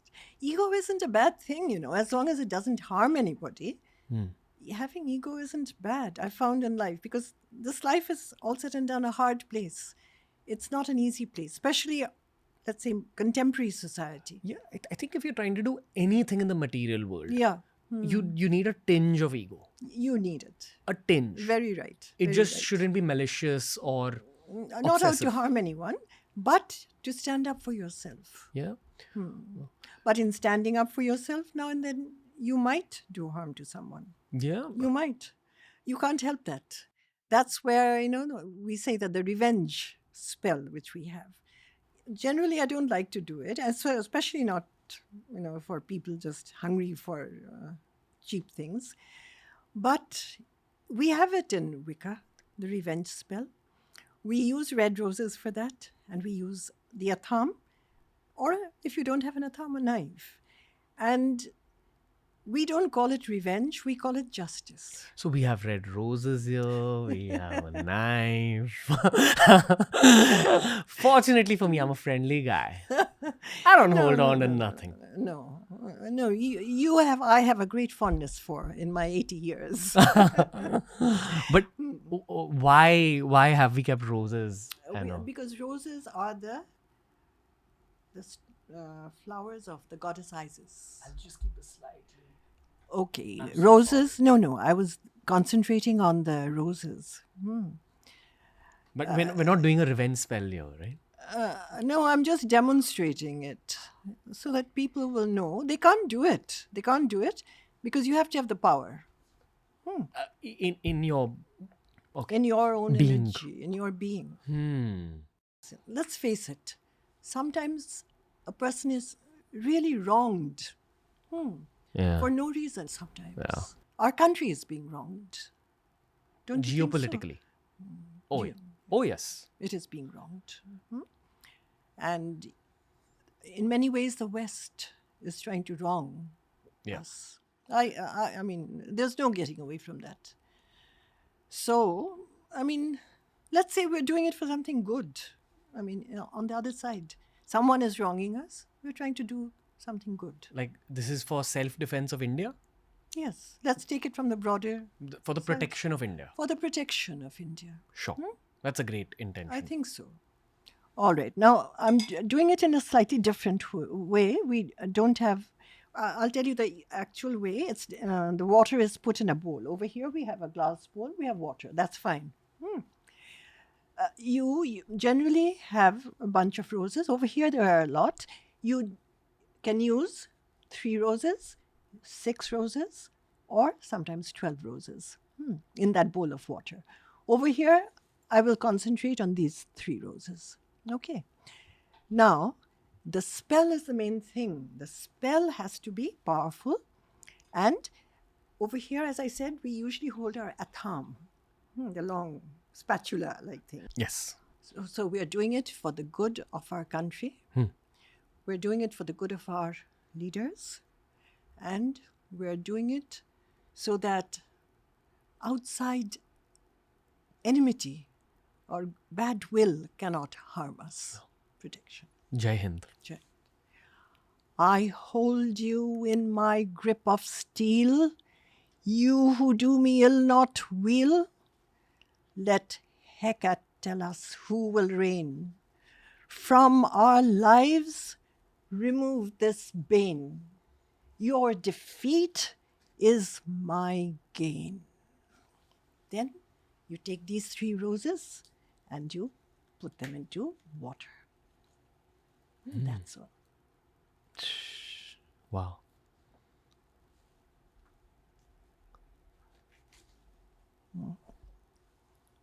These 3 roses are now very potent. Feel an urge to say Jai Ma Kali. Yes. Say Jai Ma Kali. Say it. Jai Ma Kali. Yes. Right. There. And this is a very effective mantra. I mean, depending on who you're saying it, I discourage people from saying it for an individual. But when you say it like we did, it is very potent and it's very effective. It stops the enemy in their tracks. There's definitely some electricity in this room right now. You feel it? Oh yeah. I think everyone feels it. How do you feel? Empowered, even more. Do you lose anything every time you engage in a spell, or do you gain something? I gain something. Sometimes, perhaps I lose a little bit, but I regain it. I mean, I fill it up again. Like last year, a young mother came to me. She had a small child. Her husband had left her. And she was suffering from a rather serious disease. She was afraid that once she went away, who would look after the child? They had no relations as such. Her husband wouldn't. He was very hostile. And she said that if I go away, what will happen? And yet my sickness is such that it is debilitating me every day. So do something. So the only way to help her was to, suck it in. The illness? The illness. So you endured it. I had to endure it for some months. And then you empty this, disperse this, and take in the energy. Take in energy from the great darkness. You know what we spoke about in terms of one's being and accumulating energy? The one thing I figured through the course of doing this show is that when you get into these processes of accumulating energy, both good and bad entities are drawn to you. Of course. Yes. Can we talk about both good and bad entities? Yes. I would love to hear the Wiccan perspective on good and bad entities, because I've repeatedly heard the Sanatan Dharma explanations of it. I'm just curious. Well, I mean, from the Sanatan Dharma, good and bad, you tell me the points which are with you. I think we as human beings only have access to certain planes when it comes to our senses. Our senses are only able to see certain planes of existence, and there's a bunch of hidden planes. And as you keep progressing spiritually, those filters are taken off your senses. Yeah. The process of spiritual growth is so intense that the filters are only taken off for people who are able to handle whatever's in those planes. But even if those filters are not taken off and you're just spiritually progressing, those entities can see you and they can be drawn to you. I believe that there isn't a bad entity that can really harm you if you have a certain sense of self-belief and if you take care of your physical body. Yes. Which means no intoxication, etc. Etc. Yeah. I think you are making yourself more prone to an attack, for a lack of a better word, when you intoxicate yourself often. I also think that there's degrees of bad entities and degrees of good entities. Again, it's a very Sanatani way of thinking, but I'm only concerned with my main deity. Yes, I don't care about the bad or the good. Oh, right. I'm just connected to the divine The divine, yes. energy. That's all I'll say. Yeah. But would you see the divine energy as a, let's say, as a person, let's say? Um, I see it as a family of 4 for me. Okay, For okay. me, Right, right. which is Shivji, Of course, Durga Ma, Durga, I Kartikeya, and understand. Ganesh. Yes. No, that of course is perhaps the ideal way. In Wicca, there are good and bad entities, or if I don't use the word entities, energies. There are good and bad energies. Some of them have if I use the word frequencies, they can jab you, come to you. But as you very rightly say, you have to be weak also in body. Keeping the body fit, or let's say clean, is very important. Very important. And the other thing is keeping the mind working, which is a very practical advice which Wicca gives. Like meditate. Not only meditate, you have to, we have in our tenets, there are 10 tenets. One of them is that every day, as long as your eyes are able, read 10 pages of, in the old days they said, 10 days of a manuscript. Because the old Wiccans were always writing something. So 10 pages of an old manuscript. And try to learn it by heart. Nowadays we say that, okay, read the newspaper at least and think about it, right? Just be aware of what's happening. So it is keeping the mind alive. The mind is what gives us the energy. By mind, I don't mean the brain really. I mean the inner consciousness, which is really absorbing and which is always there, which is never dying. That consciousness is the spirit, which even Huxley talked about. That spirit has to be kept alive. The minute you lose spirit, you lose everything. And as for prayer, yes, if we want to make, a regular habit of prayer, of course, that's the ideal. But whom shall you pray to? You can change your goddess from day to day. Today I'll pray to Saraswati, tomorrow I'll pray to Isis, the next day maybe Mahamaya, like that. So there is no fixed deity as such. We are praying to the great divine. Which shows up with different masks. That's right. That's right. Yes. So that is one difference.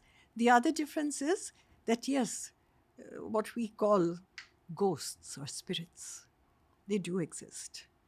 We can see them. They need not always, of course, be something to be scared of.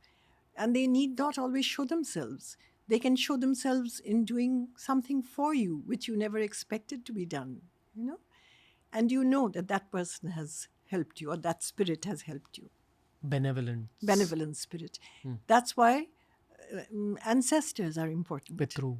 Okay, gotcha. That is important to us, that they are there. And as for bad spirits, yes, there are bad spirits, like, for example, criminals who never reformed, who did harm to others. Not the, person who parked on the wrong side of the road or things like that, but those who harmed others intentionally, they have a hard time finding their rest. Eventually they do, but they have a hard time. So in that intermediate time, they can come and frighten you.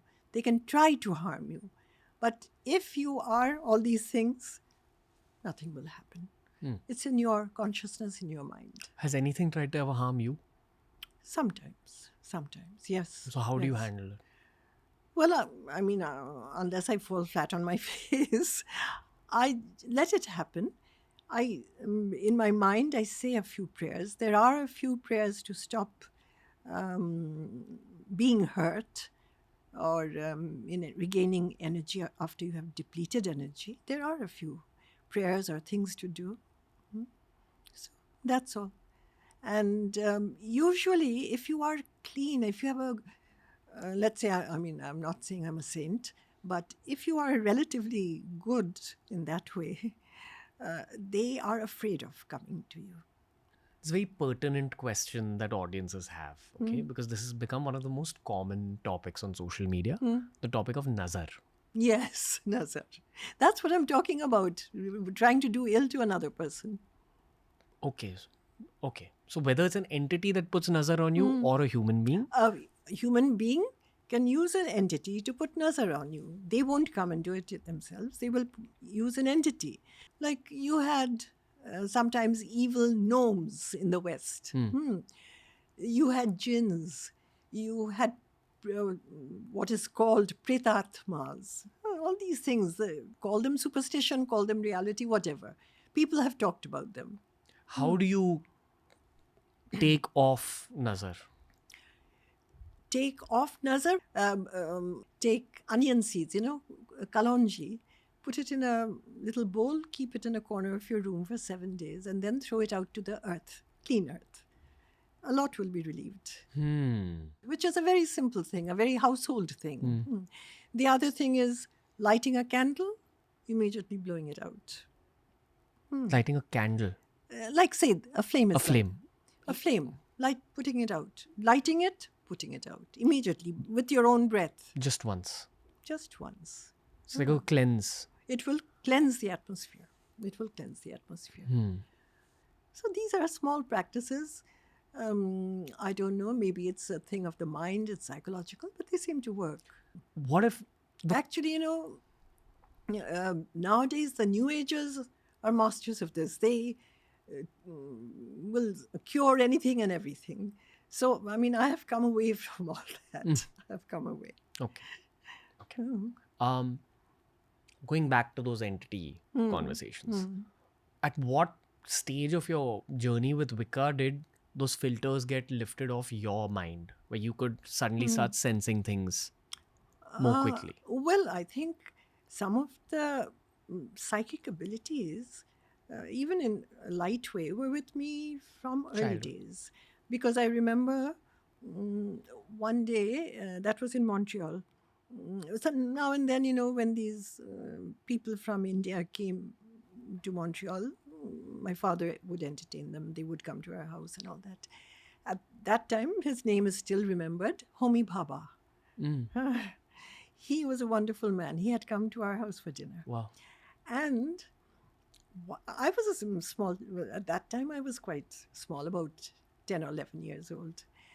And we sat at the dinner table, just the four of us, my father, my mother, Dr. Baba and myself. And I mean, a child at that age, of course, doesn't know all the, polite rules. I kept on staring at him, kept on staring. And finally he said, "Ipsita, are you looking at my long nose?" He had a rather a hooked nose. So I said, "No, but a name is coming to me. Do you know that person?" So he said, "Who?" So I said, "The name I can't say, but it's a German. It's a German, and he's a scientist. And he has a long nose." So Dr. Baba said, "Are you talking of Hertz, who discovered many things in the German laboratory? I think it was Hendrik Hertz." So I said, "Well, I don't know his name, but he had a long nose and he's in a science place."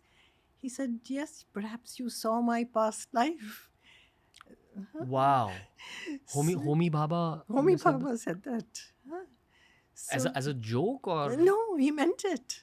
He meant it. So you think he had a premonition that he was Hertz? Yes, I think he had a premonition.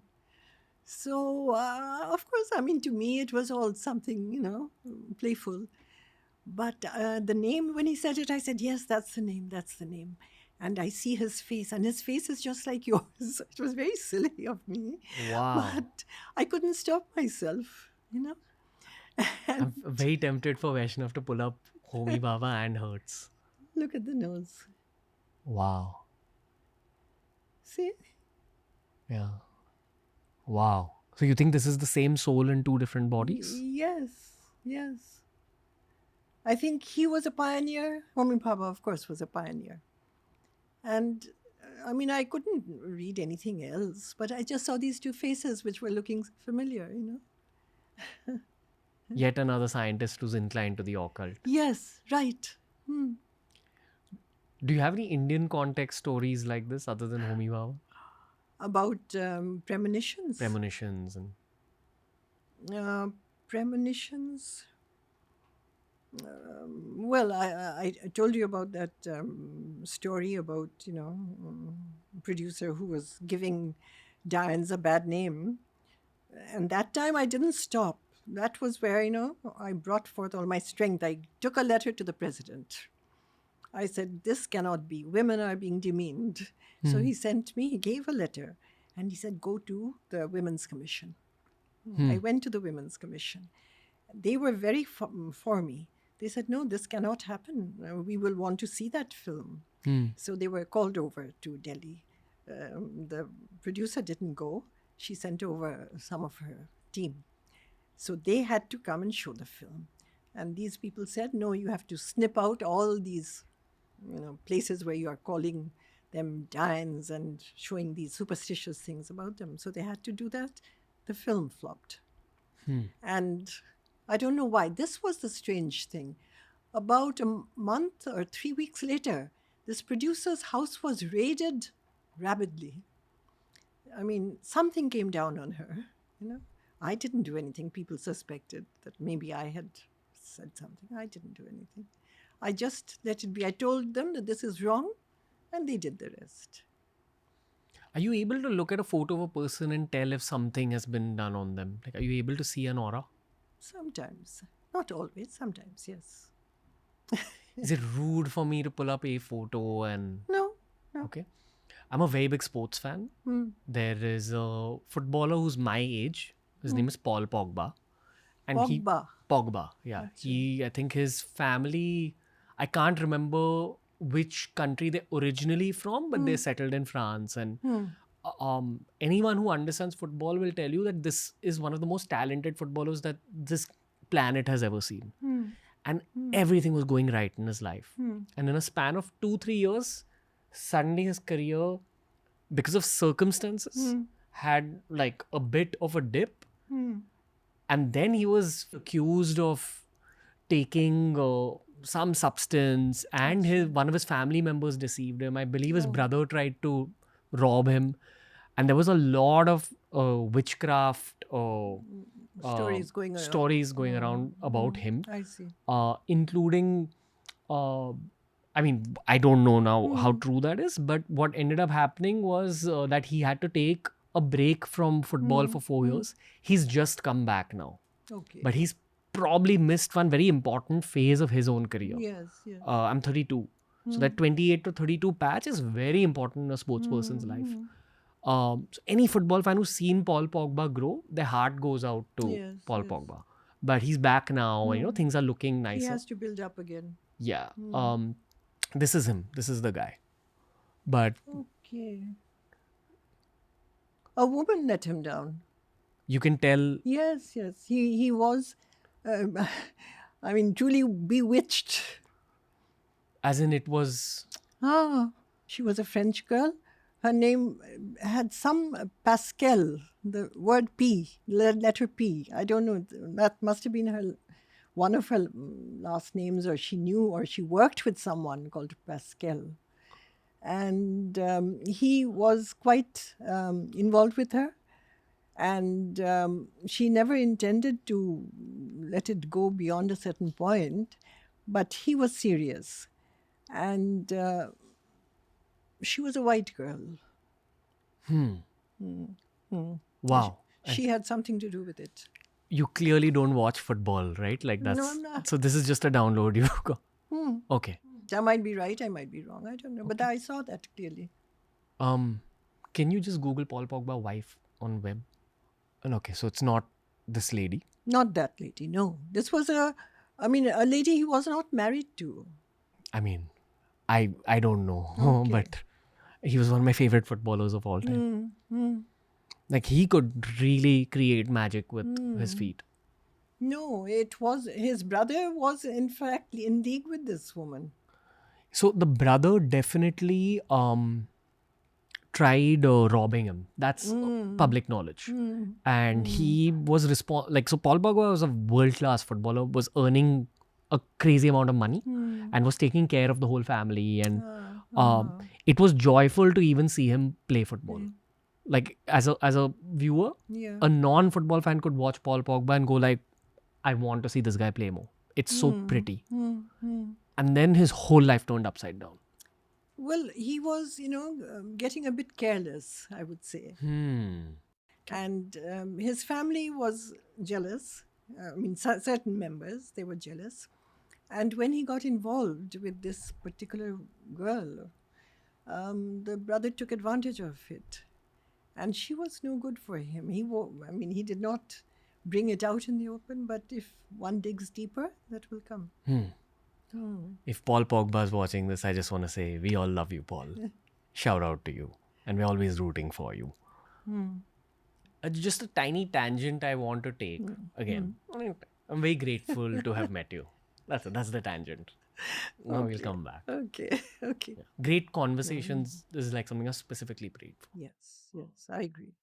The one burning question I've had in my mind since almost the start of this conversation is about the amulet you're wearing. This? Yes. It's not an amulet. It's our head priestess's ankh. Ankh it's called, right? It's the the symbol. sign of Isis. Right. So it's not quite a cross. Over here I've put in a stone, of course, a crystal, but it's supposed to be hollow here, you see? Like this. This Right. is the shape of the it's called the Ankh of Isis, Right. one of our Egyptian goddesses, the Egyptian goddess we look to. And it's a gift, according to the old time Egyptian scrolls, of continuity, infinity. Continuity and infinity. Infinity, that means unendingness. So if your mind is strong, it'll remain unendingly strong, whatever. And this also is a mark of the head priestess. A A cobra? serpent. A serpent. Wow. These are two marks which they passed down to me. When I was in Montreal, Carlotta, she was the head priestess. She told me that you're going to India now, they won't look upon you very well. Do you want to study Wicca? Do you want to go into Wicca? I said, yes, I've studied it. I want to go into it. So she gave me these two. She said, she gave me a time frame and she said, after this time is over, you put this on and we give you the authority to be the next head priestess of this part of the world. In the West, I told you they have another one, but in the East, the whole area. Do you have some kind of a connection you feel with the serpent world? Well, if a real snake came in, I wouldn't perhaps like it. But the serpent as what it stands for, that I like. Which is? Which is stand for no nonsense from anyone, hit back if attacked, don't take anything lying down. These qualities. And protect those who need protection. Yeah, loosely what I've understood through the show is that it's believed that globally every culture seems to think that there was this reptilian race of slightly advanced beings that also occupied Earth alongside human beings, but they were more ancient and more advanced than human beings. Right. And I also believe that mostly they're benevolent. So the snakes we see now are de-evolutioned successors. Another thing, when you were asking me about extraterrestrials, an interesting fact, now that we are talking about serpents, they never found out Nefertiti's grave. Or they say this is her tomb or that is her tomb, but no one knows for sure. Now, if you look at her pictures, or even her bust, which is at the German museum, you will see that her head is elongated. They always put this tall cap on her, or headdress. Now, why they never show her without that headdress? That means the extraterrestrial had elongated heads, which is another characteristic of the... the serpent is, of course, of the ancient race, a very ancient, prehistoric race.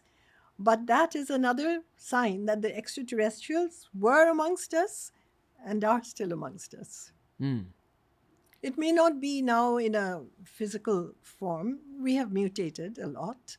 But through character, through certain physical features perhaps, you can tell. You can tell. Like even an everyday person can look at And another. say perhaps they'll say, oh, he or she is, slightly strange. I feel uncomfortable near him or her. But it might be that they are from another world. Just like the snake man is actually from another world on earth, but you never know where they came from. We take it that they are from here, an ancient race. But you believe they are malevolent, or They can be malevolent, yes. I would say any strong person has that same quality, will not strike back unless struck. there's this Egyptian deity called Anubis. Is he also part of any kind of prayer? No, we take only Isis, but that does not mean that we don't know about the others or we disrespect the others or ignore the others. Like Osiris. Yeah. We have a certain ceremony called the Silver Ceremony, where Osiris is also mentioned. The one who was, through and through bad in Egyptian history, of course, was Set, the evil brother. Is Seth the origins of Satan? And many people think that, yes, it could be. What do you think? It's a 50-50 question, Set and Satan have a lot in common. But then again, I'm, for example, very fond of that Milton's long poem, Paradise Lost, where Lucifer, or Satan, if you should call him, has many qualities of good in him. For one thing, he has enormous strength and self-respect. So when we look at a character like that, we can't say he's all bad. And there are no all good or all bad characters. Everything's a shade of grey. Everything's a shade of grey, yes. Why does Satan even exist? Or Lucifer, or whatever? Basically to frighten people. That To if you do frighten? this, to frighten, yes. Society needs a bit of frightening, Otherwise they'll go the wrong way. Otherwise they'll go around killing people. Killing is a very inherent part of the human race. Eating, carnivorous people. Killing. The bad is in every human being more than the good. What we call the good. The compassionate. Very few people will have compassion. They might do something good to get something back in return. Don't mind the randomness of the question, but because you brought up nature so much at the start of our conversation, I'd love for you to share experiences that you've had in jungles or forests, especially in India, because I do believe that many of the forests we have here are fairly enchanted. Yes, that's true. Well, the one I spent the most time in or did some, let's say, later research on, that's the sacred forest. Where is it? That is in near Shillong, just a few miles from Shillong, Meghalaya. And that forest has a history in that it was supposed to have been, grown or nurtured by a witch, an old witch. Benevolent? Could be both. Oh, wow. But she left the knowledge of many healing trees there. And the present government has still put up little notes there that this tree is used for this, according to old legend. So that I found very entrancing. And at spaces, they have small, like tomb-like things, like seats, stone seats, where it was said that she wanted her son to be the next ruler of that area. It was divided then. And they sat around like a round table discussing things. So that is still there. But I would say that those stones are also enchanted because stones, like, we were talking about, can get power from the earth. Any place in India that you find yourself to be really energized in? Well, I love in Orissa, Puri, the sea there. I love that. That energizes me. Whenever I feel a bit de-energized, I can dip in the sea, swim in the sea. That and the forests. Are you able to see things with your eyes, entities? Entities, unfortunately, I can see only negative entities. I can hear positive. I can hear positive. If I concentrate, I can hear positive. But when these dark entities go by, I see them because maybe I take it as a warning that do something about it. About this Whatever situation? the situation, whatever they're trying to convey, I can pick up what they're trying to convey. What do they look like visually? Just wisps of black smoke in human shape. You can't see details. No, that I can't see, but I can guess who or from where they are coming. Is it always a human being, or it can be like... It can be from some other sphere, some other dimension. Could be. Even science talks about 7 dimensions, that each dimension leads to another. It's connected with the string theory. Each dimension leads to another. As you become aware of what is in one dimension, you are then eligible for the next. So we are in one of the dimensions. We are in perhaps one of the lower dimensions. Physical. Physically, mentally, whatever. No, I mean, is this the physical dimension? This is the physical dimension, yes. Yes. Where life is material and you can just do yes, basic things. Yes. Then there's an astral plane. An astral plane. So that would count as the second dimension? Like, it's called the law of correspondence. Where we are in a dimension, then we climb to the next, and the next, in that way. And the highest, of course, is Godhead. Sorry? Godhead. Godhead. I mean, when you're divine. So no one can reach really the 7th dimension. It is the divine dimension. So as you keep progressing in the path of Wicca, you get access to the higher dimensions? You can perhaps have glimpses into that. Glimpses. So that second dimension is where you're able to spot those entities? By the 2nd or 3rd. What's the third? No, I mean, when you have reached the 3rd, then you can spot the dimension, the entities. So say if one has reached the second, what are they able to spot? At that point, they have very strong intuition. Okay. They have the ability to decipher right from wrong. This should be done, this should not be done. Then as they go higher, more powers come to them, like the Siddhis in the Dharma, Sanatana Dharma. You can levitate, you can float, and other things like that. That's just the second dimension. That in the Dharma, in Sanatana Dharma. Third is where you gain deeper Weight. Then you become very light. You can become very heavy. You can become very light. These things are there. More powerful siddhis. More powerful siddhis. I'm just asking you the questions I'm seeing, okay? Because very often I believe the questions are not my own also. Would you count... see, I know this because I knew someone who practiced Wicca, and I felt like that person used it for this purpose. Oh. The purpose was not on me, but generally to be like more seductive. Oh, okay. Like seduction as a That's very goal. common. Very common. To use it. Yeah, to use like the noor you get, the Yeah. glow you get because of practice, use it to be more seductive. And then use that seduction for whatever end goal you have, whether it's climbing up your career or just enjoying being seductive.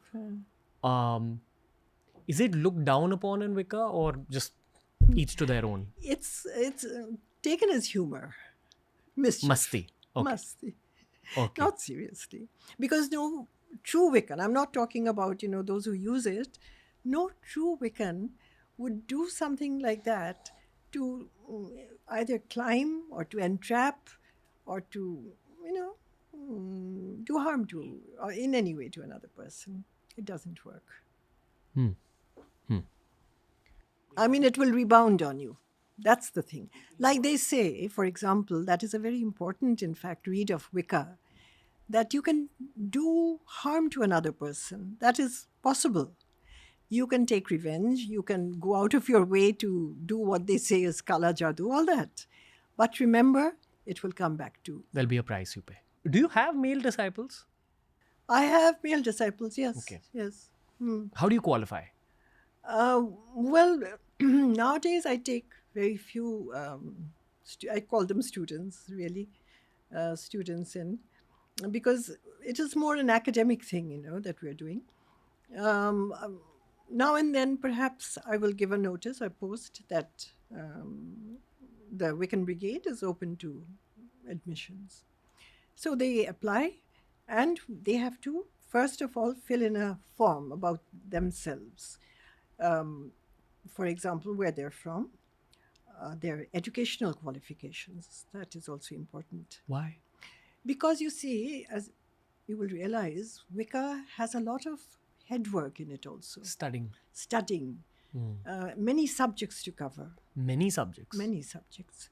Like you have to know, perhaps not a PhD level, but you have to know about history.